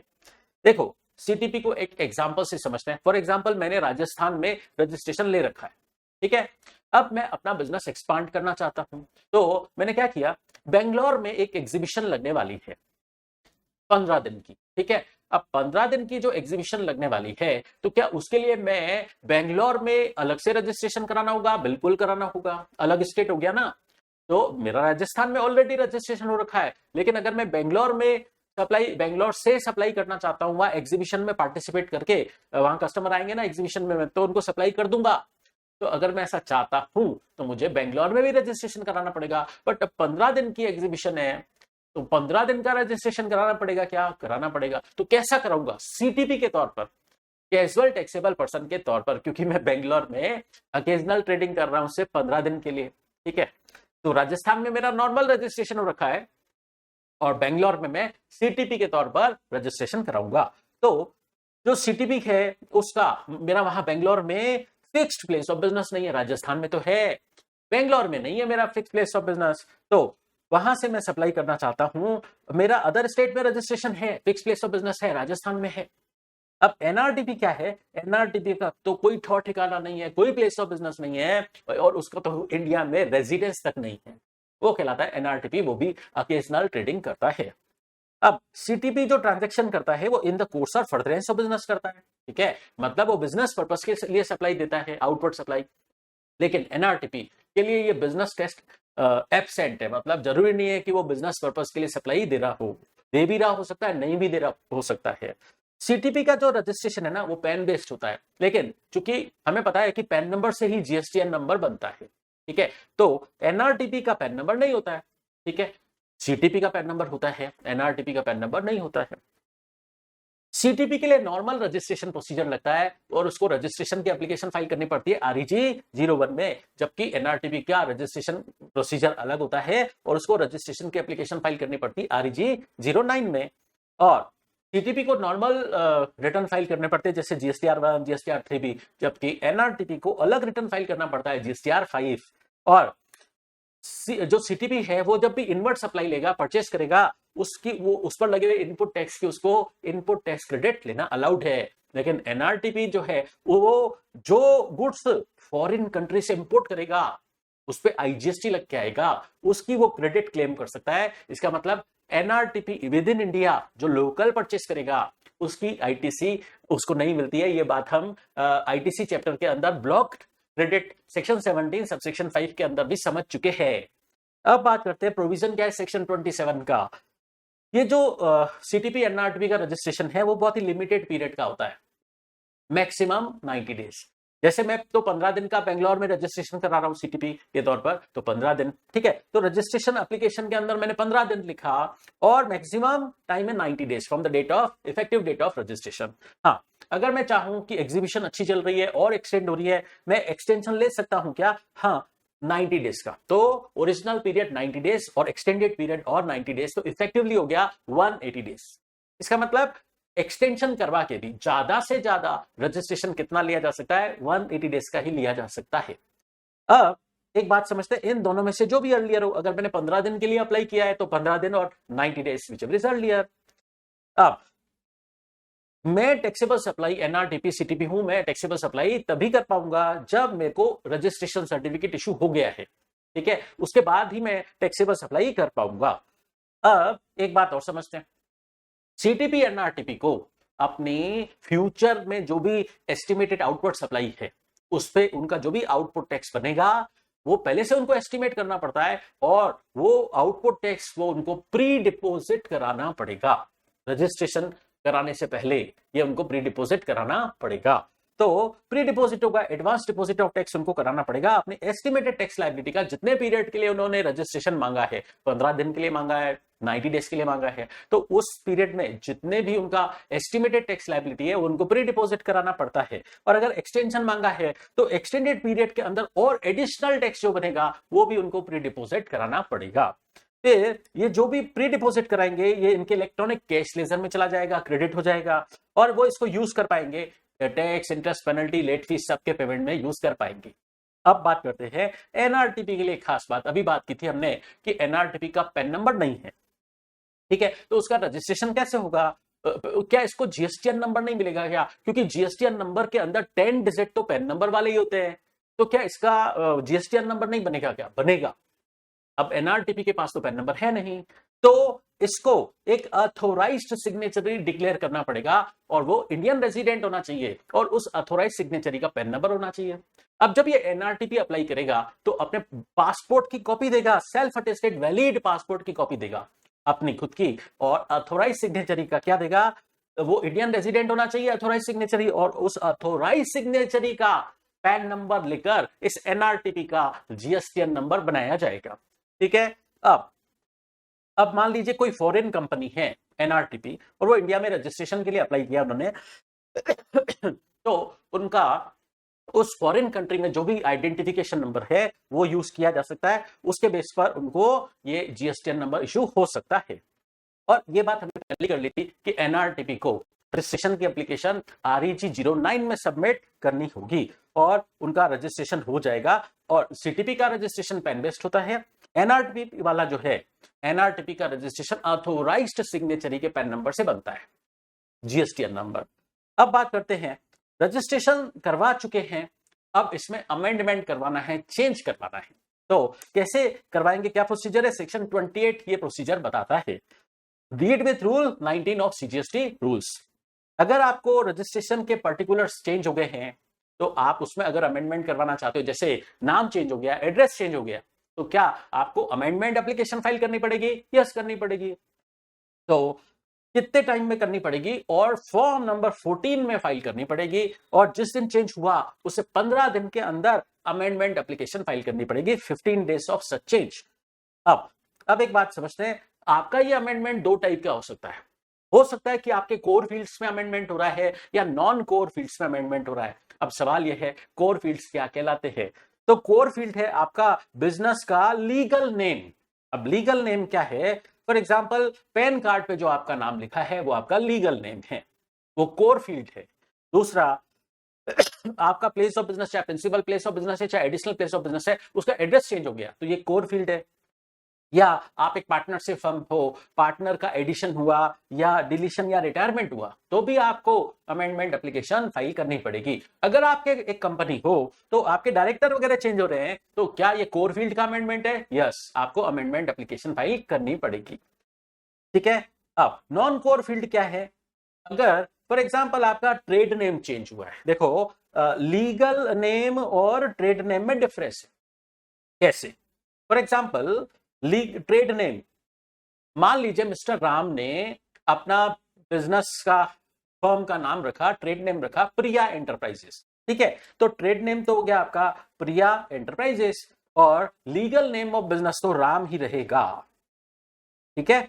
क्यों? एज पर पैन कार्ड नाम क्या रहेगा? राम, ठीक है। तो लीगल नेम और ट्रेड नेम अलग अलग बातें हैं। लीगल नेम तो है आपका कोर फील्ड और ट्रेड नेम है आपका नॉन कोर फील्ड।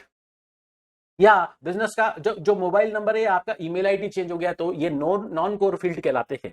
अब अगर आपको कोर फील्ड में अमेंडमेंट करवाना है तो प्रॉपर ऑफिसर को एप्लीकेशन फाइल करिए अमेंडमेंट के लिए, वो अमेंडमेंट अप्रूव कर सकता है, रिजेक्ट कर सकता है, ठीक है। जब भी चेंज हो उससे 15 दिन के अंदर आपको कौन से फॉर्म में अप्लाई करना है? REG 14 के अंदर अप्लाई करना है। प्रॉपर ऑफिसर आपका परमिशन दे सकता है। देखिए, कोर फील्ड के अमेंडमेंट के लिए आपको प्रॉपर ऑफिसर की परमिशन की जरूरत है, लेकिन नॉन कोर फील्ड के लिए अमेंडमेंट के लिए आपको प्रॉपर ऑफिसर की परमिशन की कोई जरूरत नहीं, ठीक है। तो अगर कोर फील्ड में अमेंडमेंट हो रहा है, प्रॉपर ऑफिसर की परमिशन रिक्वायर्ड है आपको, और अमेंडमेंट की एप्लीकेशन फाइल करें आप 15 दिन के अंदर, वो आपको परमिशन 15 वर्किंग डेज के अंदर वो आपको परमिशन दे देगा। लेकिन अगर वो सेटिस्फाइड नहीं है तो आपकी अमेंडमेंट एप्लीकेशन से, तो वो आपको शो कॉज नोटिस इशू करेगा REG 03 में, और कितने टाइम में इशू करेगा? एप्लीकेशन रिसीव होने के 15 दिन के अंदर, 15 वर्किंग डेज के अंदर वो आपको शो कॉज नोटिस इशू करेगा कि क्यों ना आपकी अमेंडमेंट की एप्लीकेशन रिजेक्ट कर दी जाए। फिर रजिस्टर्ड पर्सन को रिप्लाई देना होगा REG 04 में, नोटिस रिसीव होने से 7 वर्किंग डेज के अंदर उसको रिप्लाई सबमिट करना पड़ेगा। फिर अगर वो 7 दिन के अंदर रिप्लाई सबमिट कर देता है, या रिप्लाई सेटिस्फैक्ट्री है, 7 दिन के अंदर रिप्लाई दे दिया और रिप्लाई सेटिस्फैक्ट्री है, तो प्रॉपर ऑफिसर उसको परमिशन दे देगा, कोर फील्ड का अमेंडमेंट उसका अप्रूव कर देगा और उसके लिए वो अप्रूवल ऑर्डर पास करेगा REG 15 में। फिर लेकिन अगर वो सेटिस्फाई नहीं है, या वो पर्सन जो अमेंडमेंट की एप्लीकेशन फाइल कर रहा है उसने रिप्लाई नहीं दिया, शो कॉज नोटिस का उसने रिप्लाई नहीं दिया, तो प्रॉपर ऑफिसर उसका ये अमेंडमेंट रिजेक्ट कर सकता है और अमेंडमेंट का रिजेक्शन ऑर्डर वो पास करेगा REG 5 में, लेकिन रिजेक्शन से पहले उसको अपॉर्चुनिटी ऑफ बीइंग हर्ड देगा। फिर अब एक बात करते हैं, for example same pan number पर अगर कोई अमेंडमेंट हुआ है तो क्या वो सारी ब्रांचेस के लिए एप्लीकेबल होगा? फॉर एग्जांपल मैंने 4 स्टेट में मेरी ब्रांचेस है, 4 स्टेट में मेरी ब्रांचेस हैं, ठीक है। तो मेरे अगर रजिस्ट्रेशन सर्टिफिकेट में कुछ चेंज हुआ तो क्या वो चारों स्टेट्स में एप्लीकेबल होगा? यस, चारों स्टेट्स में एप्लीकेबल होगा, वो अमेंडमेंट चारों स्टेट्स में एप्लीकेबल होगा। और अभी हमने बात की थी नॉन कोर फील्ड, आपका बिजनेस का ट्रेड नेम चेंज हो गया, मोबाइल नंबर चेंज हो गया, ईमेल आईडी चेंज हो गई, तो उसके लिए आपको प्रॉपर ऑफिसर के परमिशन की जरूरत नहीं है, ठीक है। और आपका अमेंडमेंट इफेक्टिव हो जाएगा एप्लीकेशन फाइल करते टाइम ही, ठीक है, कोई टाइम नहीं लगेगा इसमें क्योंकि प्रॉपर ऑफिसर के परमिशन की जरूरत नहीं है।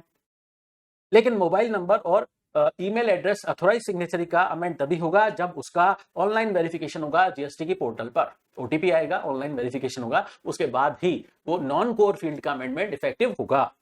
लेकिन कुछ केस में मान लिया जाएगा कि आपका अमेंडमेंट हो गया है, डीम्ड अमेंडमेंट, अगर प्रॉपर ऑफिसर कोई एक्शन ही नहीं लेता। अब अमेंडमेंट एप्लीकेशन के 15 दिन के अंदर उसको अमेंडमेंट करना था, 15 वर्किंग डेज के अंदर, लेकिन वो अमेंडमेंट कर ही नहीं रहा है। दूसरा केस, शो कॉज नोटिस दिया था आपने उसको रिप्लाई कर दिया था 7 वर्किंग डेज के अंदर, फिर भी वो कोई एक्शन नहीं ले रहा है, तो आपका amendment deemed to be approved मान लिया जाएगा, ठीक है। और वो अमेंडेड RC आपके GST पोर्टल पर आ जाएगी, वहां से आप डाउनलोड कर लेंगे। फिर अगर आपका ये अमेंडमेंट अप्रूव हुआ स्टेट लॉ में, मतलब SGST या UTGST में, तो क्या वो अमेंडमेंट CGST के लिए भी एप्लीकेबल होगा?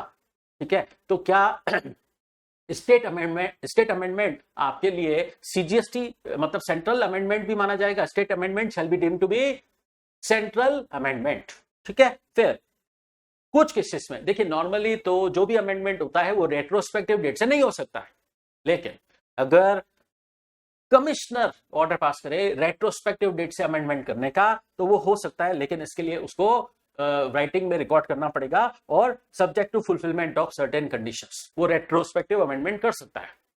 नॉर्मली नहीं होता है, लेकिन कमिश्नर अगर अप्रूव करे तो रेट्रोस्पेक्टिव डेट से भी अमेंडमेंट हो सकता है।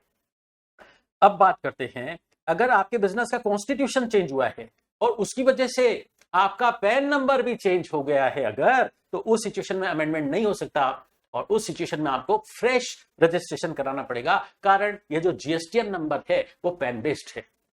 फिर बात करते हैं सेक्शन 29 की। सेक्शन 29, आपका रजिस्ट्रेशन कैंसिल हो सकता है या सस्पेंड हो सकता है, उसके लिए हम पढ़ते हैं रिलेटेड रूल 20। इसमें क्या बोला है, प्रॉपर ऑफिसर अपने ओन मोशन पर चाहे तो रजिस्ट्रेशन कैंसिल कर सकता है या सस्पेंड कर सकता है, या वो रजिस्टर्ड पर्सन एप्लीकेशन फाइल करे, या उस रजिस्टर्ड पर्सन की डेथ हो गई है तो उसके लीगल हेयर्स फाइल कर रहे हैं, तो उस केस में प्रॉपर ऑफिसर रजिस्ट्रेशन कैंसिल कर सकता है या सस्पेंड कर सकता है। लेकिन क्या सर्कमस्टांसेस एग्जिस्ट करें, बिजनेस डिसकंटिन्यू हो गया या ट्रांसफर हो गया from one person to another, किसी भी रीजन की वजह से, जैसे प्रोपराइटर की डेथ हो गई, फादर का बिजनेस बेटे को मिल गया, तो क्या फादर का रजिस्ट्रेशन कैंसिल होगा? यस होगा। या एक कंपनी दूसरी कंपनी में अमालगमेट हो गई, डीमर्ज हो गई, या एक बिजनेस किसी ने डिस्पोज ऑफ कर दिया, बेच दिया, तो क्या उस सिचुएशन में सक्सेसर को, ट्रांसफरी को, जो पुराना पर्सन है प्रीडिसेसर, उसका रजिस्ट्रेशन कैंसिल होगा? यस कैंसिल होगा। फिर बात करते हैं, अगर आपके बिजनेस का कॉन्स्टिट्यूशन चेंज हुआ है तो प्रॉपर ऑफिसर चाहे तो रजिस्ट्रेशन कैंसिल कर सकता है, या आपका रजिस्ट्रेशन करने, रजिस्टर्ड हो पाने की लायबिलिटी अब है ही नहीं, रजिस्ट्रेशन की लायबिलिटी अब आपकी बची ही नहीं है, कारण आपका टर्नओवर काफी कम हो गया, तो आपका रजिस्ट्रेशन कैंसिल किया जा सकता है। या आपने वॉलंटरी बेसिस पे रजिस्ट्रेशन करा रखा था और आप चाहते हो कि अब रजिस्ट्रेशन कैंसिल कर दो, तो इस सिचुएशन में आपका रजिस्ट्रेशन कैंसिल हो सकता है। लेकिन आजकल पता है क्या प्रोसीजर है, रजिस्ट्रेशन कैंसिल करने से पहले प्रॉपर ऑफिसर रजिस्ट्रेशन सस्पेंड करता है, कैंसिलेशन के बजाय क्या करता है, सस्पेंशन करता है। तो अगर रजिस्टर्ड पर्सन ने अप्लाई किया कैंसिलेशन के लिए, या प्रॉपर ऑफिसर को लगता है कि मैं रजिस्ट्रेशन कैंसिल कर दूं, तो वो रजिस्ट्रेशन कैंसिल करने के बजाय क्या कर सकता है, सस्पेंड कर सकता है और कैंसिलेशन प्रोसीडिंग्स को पेंडिंग रख सकता है और रजिस्ट्रेशन सस्पेंड कर सकता है। अब प्रॉपर ऑफिसर चाहे तो रजिस्ट्रेशन 3 सिचुएशन में कैंसिल कर सकता है और वो रेट्रोस्पेक्टिव डेट से भी कैंसिल कर सकता है, ऐसे हम पढ़ चुके हैं। 3 सिचुएशन में, अगर वो रजिस्टर्ड पर्सन कुछ कॉन्ट्रावेंशन करता है रूल 20 के, जैसे वो अपने डिक्लेयर्ड प्लेस ऑफ बिजनेस से बिजनेस ही नहीं कर रहा है। दूसरा केस, उसने विदाउट सप्लाई इनवॉइस इशू कर दिया, कोई सप्लाई की नहीं है, इनवॉइस इशू कर दिया, तो प्रॉपर ऑफिसर को पता पड़ेगा तो वो रजिस्ट्रेशन कैंसिल कर देगा। या उसने रूल 10A का वायलेशन किया है, मतलब बैंक रजिस्ट्रेशन करा लिया लेकिन बाद में बैंक डिटेल फर्निश नहीं की, और या उसने एंटी प्रॉफिटिंग मेजर्स के प्रोविजंस का वायलेशन किया है, मतलब जीएसटी के प्रोविजंस का मिसयूज करते हुए उसने गवर्नमेंट को टैक्स देने के बजाय खुद का प्रॉफिट मेकिंग किया है। ठीक है, अगर प्रॉपर ऑफिसर को ऐसा लगता है तो वो रजिस्ट्रेशन कैंसिल कर सकता है। अब एक कुछ खास बात पढ़ते हैं, कंपोजिशन सप्लायर है, उसको जीएसटीआर 4 फाइल करना पड़ता है, ड्यू डेट है ईयर, फाइनेंशियल ईयर एंड होने से 30 जून तक, 30 जून के और 3 महीने निकल गए, उसके बाद भी उस कंपोजिशन सप्लायर ने अपना जीएसटीआर 4 एनुअल रिटर्न फाइल नहीं किया, तो प्रॉपर ऑफिसर उसका रजिस्ट्रेशन कैंसिल कर सकता है। या कोई पर्सन रेगुलर स्कीम में रजिस्टर्ड है, रेगुलर स्कीम में 2 बातें हैं, अब कुछ लोग मंथली बेसिस पर फाइल करते हैं रिटर्न और कुछ लोग क्वार्टरली बेसिस पर रिटर्न फाइल करते हैं, क्यूआरएमपी स्कीम है। ठीक है, तो अगर वो मंथली बेसिस पर रिटर्न फाइलर हैं, 6 महीनों के रिटर्न फाइल नहीं किए, ठीक है, कंटिन्यूअसली, या क्वार्टरली फाइलर हैं तो उन्होंने 2 टैक्स पीरियड्स मतलब 2 क्वार्टर के रिटर्न कंटिन्यूअसली फाइल नहीं किए, रेगुलर स्कीम में रजिस्टर्ड है, तो उस सिचुएशन में उनका रजिस्ट्रेशन कैंसिल हो सकता है। और जिन लोगों ने रजिस्ट्रेशन तो करा लिया वॉलंटरी बेसिस पर और 6 महीने तक कोई बिजनेस ही कमेंस नहीं किया, या अगर उन्होंने बाय फ्रॉड या कुछ फैक्ट्स छुपाकर रजिस्ट्रेशन कराया था तो उनका रजिस्ट्रेशन कैंसिल हो सकता है। या उन्होंने सेक्शन 16 के प्रोविजंस को ध्यान में नहीं रखा और ITC input tax credit claim कर ली, ठीक है, या उन्होंने जो अपने जीएसटीआर 1 के अंदर आउटवर्ड सप्लाई बताई, ठीक है, अब वो आउटवर्ड सप्लाई 2 जगह बतानी पड़ती है, जीएसटीआर 1 में और जीएसटीआर 3B में। जीएसटीआर 1 के अंदर आउटवर्ड सप्लाई ज्यादा बताई और जीएसटीआर 3B के अंदर कम बताई। जीएसटीआर 1 में आउटवर्ड सप्लाई ज्यादा बताई, जीएसटीआर 3B में कम बताई, तो उनका रजिस्ट्रेशन कैंसिल हो सकता है। आजकल गवर्नमेंट ने जीएसटीआर 1 को अमेंड करने का ऑप्शन दिया है। ठीक है, आप जीएसटीआर 1 फाइल कर चुके हैं, फॉर एग्जांपल मंथली फाइलर हो, अगले महीने की 10 तारीख तक आप फाइल कर रहे हो या 11 तारीख तक फाइल कर रहे हो जीएसटीआर 1, फिर 20 तारीख तक आपको जीएसटीआर 3B फाइल करना पड़ता है। जीएसटीआर 1 आपने फाइल कर दिया, लेकिन अभी जीएसटीआर 3 भी फाइल करने का टाइम पड़ा है। इस दौरान अगर आपको जीएसटीआर 1 के अंदर मिस्टेक पता पड़ती है तो आप अपना जीएसटीआर 1 को अमेंड करने के लिए जीएसटीआर 1A फाइल कर सकते हैं। ठीक है, तो अभी हम क्या बात कर रहे हैं कि आपका जीएसटीआर 1 के अंदर आउटपुट टैक्स ज्यादा है और जीएसटीआर 3B के अंदर आपका आउटपुट टैक्स कम है, तो आपका रजिस्ट्रेशन कैंसिल हो सकता है। फिर अगर आप रूल 86B का कॉन्ट्रावेंशन करते हो, ठीक है, देखिए रूल 86B क्या है, आपको अपने आउटपुट टैक्स का 99% तक ही आईटीसी यूज कर सकते हो, 1% आपको कैश में भरना पड़ेगा। अगर आप पर ये रूल 86B एप्लीकेबल है और आपने इसका कॉन्ट्रावेंशन किया तो आपका रजिस्ट्रेशन कैंसिल हो सकता है। अब एक बात और समझिएगा, आपका रजिस्ट्रेशन कैंसिल हो गया, ठीक है, और आपने उसके रिवोकेशन की एप्लीकेशन लगा रखी कि मेरा रजिस्ट्रेशन कैंसिल मत करो, ठीक है, आपका रजिस्ट्रेशन कैंसिल हो गया और आप उसके रिवोकेशन की एप्लीकेशन लगा रहे हो, तो आपके जितने भी पेंडिंग रिटर्न्स थे उस पीरियड के दौरान वो आपको फाइल करने पड़ते हैं। जब भी आपका रिवोकेशन हो गया ना, ऑर्डर ऑफ रिवोकेशन पास हो गया, मतलब आपका आरसी रजिस्ट्रेशन कंटिन्यू कर दिया गया है, रिवाइव कर दिया गया, उससे 30 दिन के अंदर आपको अपने पेंडिंग रिटर्न फाइल करने होते हैं, आप नहीं कर रहे हो, ठीक है, तो उस सिचुएशन में आपका रजिस्ट्रेशन कैंसिल हो सकता है। अब लेकिन रजिस्ट्रेशन कैंसिल हो गया तो कुछ बातों पे इफेक्ट नहीं पड़ेगा, आपकी टैक्स लायबिलिटी अदर ड्यू पर कोई इंपैक्ट नहीं आएगा, और आपके किसी अदर ऑब्लिगेशन, चाहे इस कानून में या रूल्स में कोई आपका अदर ऑब्लिगेशन है, उस पर भी कोई एडवर्स इफेक्ट नहीं आएगा, वो तो आपको पे करना ही पड़ेगा। ठीक है, फिर आपका जो स्टेट कैंसिलेशन हुआ रजिस्ट्रेशन का, वो deem to be central registration, central cancellation माना जाएगा। State cancellation shall be deem to be central cancellation. ठीक है, फिर कुछ केसेस में जब आपका रजिस्ट्रेशन कैंसिल होता है ना, तो आपको आईटीसी रिवर्स करनी पड़ती है। ऐसा हम आईटीसी चैप्टर में पढ़ चुके हैं, सेक्शन 29 का सबसेक्शन 5 और सबसेक्शन 6।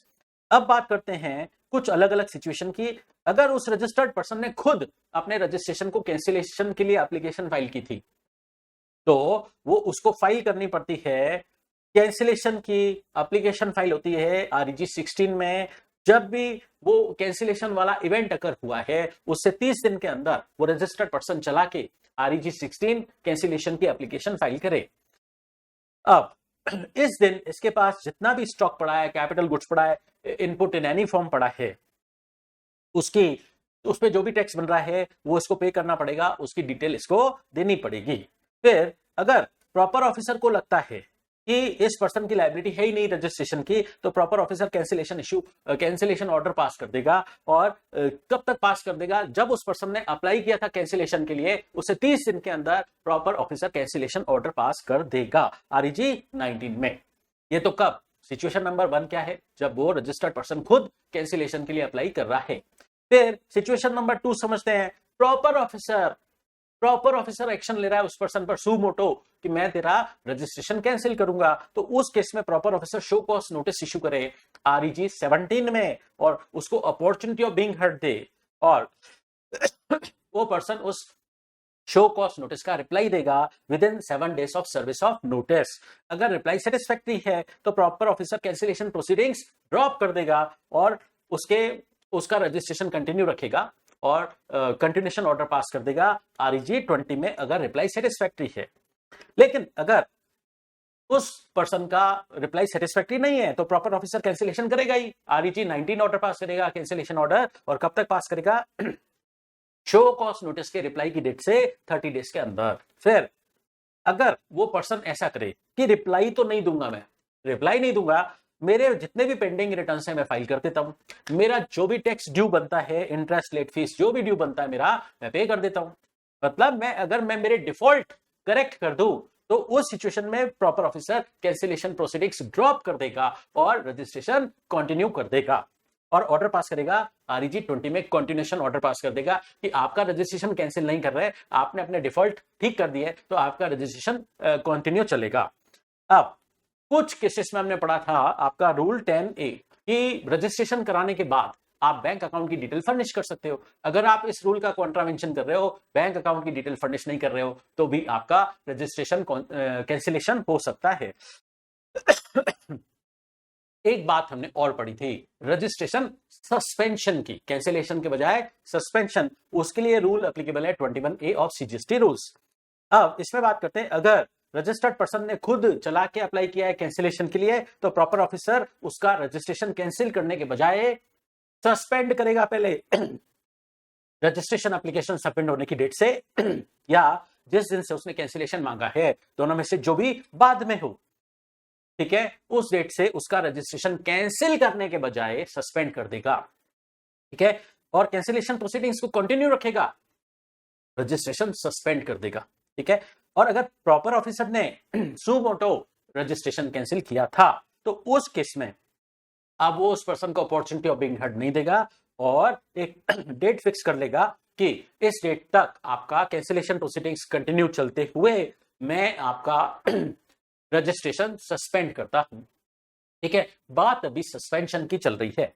अब तीसरा केस कि आपका रजिस्ट्रेशन सस्पेंशन हो सकता है अगर डिपार्टमेंट कोई एनालिसिस करे और उसमें कुछ गड़बड़ी पाई जाए, जैसे आपके जीएसटीआर 3B जो आपने फाइल किया, वो कंपेयर किया डिपार्टमेंट ने जीएसटीआर 1 से, एज अमेंडेड बाय जीएसटीआर 1 ने, जीएसटीआर 3B आपने फाइल किया, उसको कंपेयर किया जा रहा है जीएसटीआर 1 से, या आपने जिन सप्लायर से इनवर्ट सप्लाई ली थी उन्होंने जो जीएसटीआर 1 फाइल किया था, ठीक है, उससे आपका ये जीएसटीआर 3B कंपेयर किया जा रहा है और इसमें कुछ डिस्क्रिपेंसी नजर आ रही है, कुछ गड़बड़ियां नजर आ रही है, ठीक है। तो सिग्निफिकेंट डिफरेंसेस हैं, एनोमलीज हैं, मतलब कुछ डिफरेंसेस हैं, मिसमैचेस हैं, तो उस सिचुएशन में और उसे पता पड़ रहा है आपने प्रोविजंस का कुछ कॉन्ट्रावेंशन किया है और उसकी वजह से आपका रजिस्ट्रेशन कैंसिल किया जाए, अगर ऐसा है तो उस सिचुएशन में कैंसिलेशन करने से पहले रजिस्ट्रेशन सस्पेंड किया जाता है।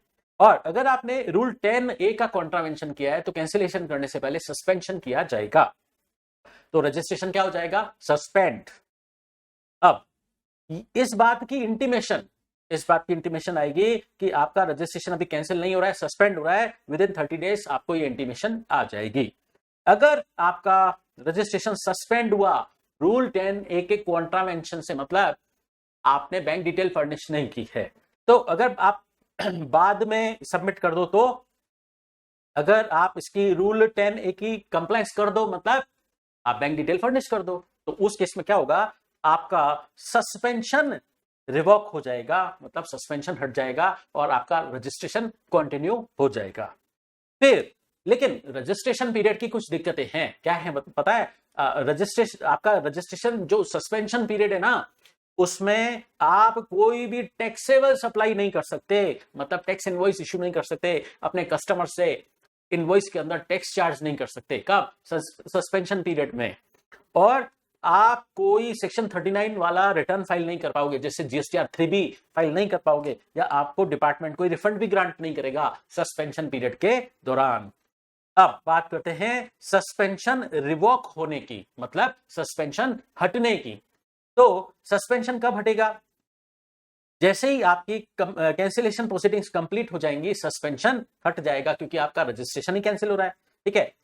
तो रिवॉक कब से होगा, सस्पेंशन डेट से होगा। अब एक बात सुनिए, अगर आप बोले कि रजिस्ट्रेशन सस्पेंड हो किस रीजन की वजह से हुआ, कि मैंने रिटर्न फाइल नहीं की, कि मैंने टैक्स का पेमेंट नहीं किया, अरे अगर मैं ये डिफॉल्ट ठीक कर दूं, तो मैं मेरे पेंडिंग रिटर्न फाइल कर दूं, मेरा ड्यू टैक्स पे कर दूं, तो सस्पेंशन हट जाएगा ना। तो उस सिचुएशन में सस्पेंशन रिवॉक हो जाएगा, मतलब हट जाएगा। अगर मैं पेंडिंग रिटर्न फाइल कर दूं, अपने tax, interest, penalty, late fees जितना भी मेरा ड्यू बनता है सब क्लियर कर दूं, तो मेरा सस्पेंशन हट जाएगा, ठीक है।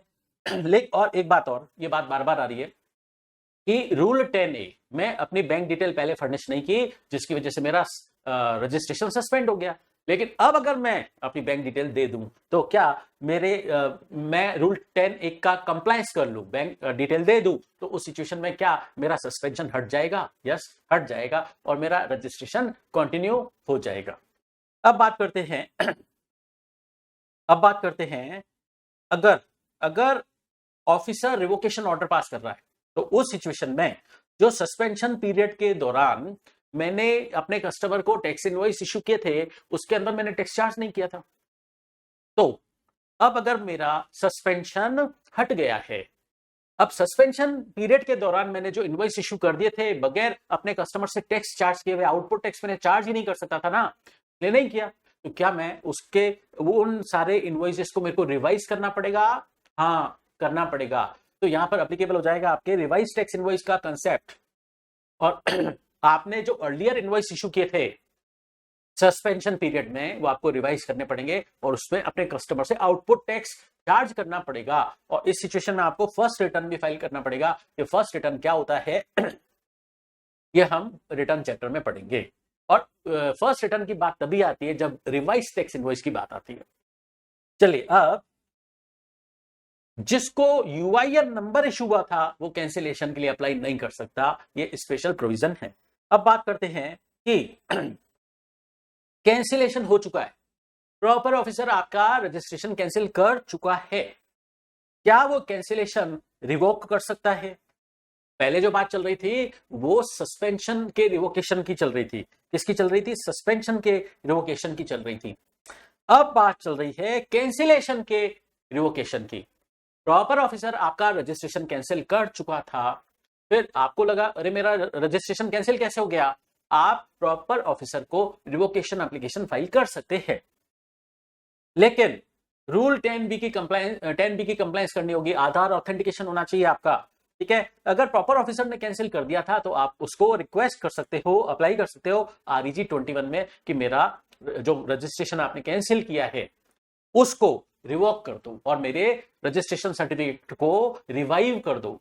ठीक है, ऐसा कैंसिलेशन ऑर्डर के सर्व होने की डेट से 90 दिन के अंदर आप ऐसा एप्लीकेशन फाइल कर सकते हैं। अब ये पीरियड एक्सटेंड हो सकता है क्या? हाँ, फर्दर 180 डेज। तो 90 डेज ओरिजिनल पीरियड और एक्सटेंशन 180 डेज का और मिल जाएगा। ठीक है, अब और वो एक्सटेंशन कौन देगा? कमिश्नर देगा। आपको अप्लाई करना पड़ेगा एक्सटेंडेड टाइम के अंदर, वो आपको अलाउ कर सकता है। फिर अगर आपका जो कैंसिलेशन पीरियड था उसके दौरान आपके जो पेंडिंग रिटर्न थे, टैक्स पेमेंट ड्यू था, वो आपको पे करना पड़ेगा along with interest, penalty, late fees वगैरह सब पे करना पड़ेगा। और उस पीरियड के दौरान आपके जो भी रिटर्न थे, आपका जब कैंसिलेशन ऑर्डर पास हुआ उस डेट से लेकर जब वो रिवोक हुआ, कैंसिलेशन रिवोक हुआ, हट गया कैंसिलेशन, उस पीरियड के दौरान जो भी आपके पेंडिंग रिटर्न है, जो भी आपके ड्यूज है, वो आपको पे करने पड़ेंगे। और वो कब तक पे करने पड़ेंगे? रिवोकेशन ऑर्डर के पास होने की डेट से 30 दिन के अंदर आपको वो सारे पेंडिंग रिटर्न फाइल करने पड़ेंगे और सारे ड्यूज क्लियर करने पड़ेंगे। अब प्रॉपर ऑफिसर अगर सेटिस्फाइड है कि हाँ आपका कैंसिलेशन का रिवोकेशन हो जाए, तो वो ऑर्डर पास करेगा एप्लीकेशन रिसीव होने के 30 दिन के अंदर, वो आपका रजिस्ट्रेशन कंटिन्यू कर देगा। ठीक है, अब अगर वो एप्लीकेशन रिजेक्ट कर रहा है तो रिजेक्ट करने से पहले वो अपॉर्चुनिटी ऑफ बीइंग हर्ट देगा और शो कॉज नोटिस इश्यू करके आपसे पूछेगा, अपॉर्चुनिटी ऑफ बीइंग हर्ट देगा। फिर आप एप्लीकेंट को रिप्लाई देना पड़ेगा, क्लैरिफिकेशन देना पड़ेगा। शो कॉज नोटिस रिसीव होने के 7 वर्किंग डेज के अंदर आपको रिप्लाई देना पड़ेगा। फिर प्रॉपर ऑफिसर को रिप्लाई मिल गया, प्रॉपर ऑफिसर ये एप्लीकेशन कैंसिलेशन के रिवोकेशन की एप्लीकेशन को डिस्पोज ऑफ करेगा। कैसे करेगा? 30 दिन के अंदर। रिप्लाई क्लैरिफिकेशन रिसीव हुआ उससे 30 दिन के अंदर। कैसे? या तो वो आपका रिवोकेशन ऑर्डर पास कर देगा, रिवोकेशन ऑर्डर पास मतलब आपका रजिस्ट्रेशन कंटिन्यू कर देगा, या आपका आपने जो एप्लीकेशन फाइल की थी रिवोकेशन के लिए वो कैंसिल कर देगा। ठीक है, इसका मतलब आपका रजिस्ट्रेशन या तो वो कंटिन्यू कर देगा या वो बोलेगा नहीं सही कैंसिल किया मैंने, अभी भी मैं बात मानूंगा नहीं, कैंसिल ही रहना चाहिए ये। ठीक है, फिर अगर इस तरीके से अगर आपके रजिस्ट्रेशन का कैंसिलेशन का रिवोकेशन हुआ स्टेट लॉ में, तो वो डीम्ड टू बी रिवोकेशन माना जाएगा, सेंट्रल रिवोकेशन माना जाएगा। अब इस बात को शॉर्ट में बोलूं मैं, state revocation shall be deemed to be central revocation. अब लास्ट में एक छोटा सा पॉइंट और पढ़ते हैं, एक सर्कुलर है गेस्ट एंकर्स पर। देखिए, जो गेस्ट एंकर्स होते हैं वो अपनी सर्विस देते हैं, उसके बदले में उनको कंसीडरेशन मिलता है। तो कंसीडरेशन उनको ऑनरेरियम के फॉर्म में मिलता है। क्या इस पर जीएसटी लगता है? ये टैक्सेबल है? यस, लेकिन इन पर रजिस्ट्रेशन की थ्रेशोल्ड लिमिट एप्लीकेबल है। अगर इनका टर्नओवर 20 लाख से ज्यादा नहीं है और स्पेशल कैटेगरी स्टेट्स के केस में 10 लाख से ज्यादा नहीं है, तो इनको रजिस्ट्रेशन नहीं कराना होगा और उस केस में इन पर जीएसटी की भी लायबिलिटी नहीं आएगी। तो इसके साथ कंप्लीट हुआ आपका रजिस्ट्रेशन चैप्टर का रिवीजन।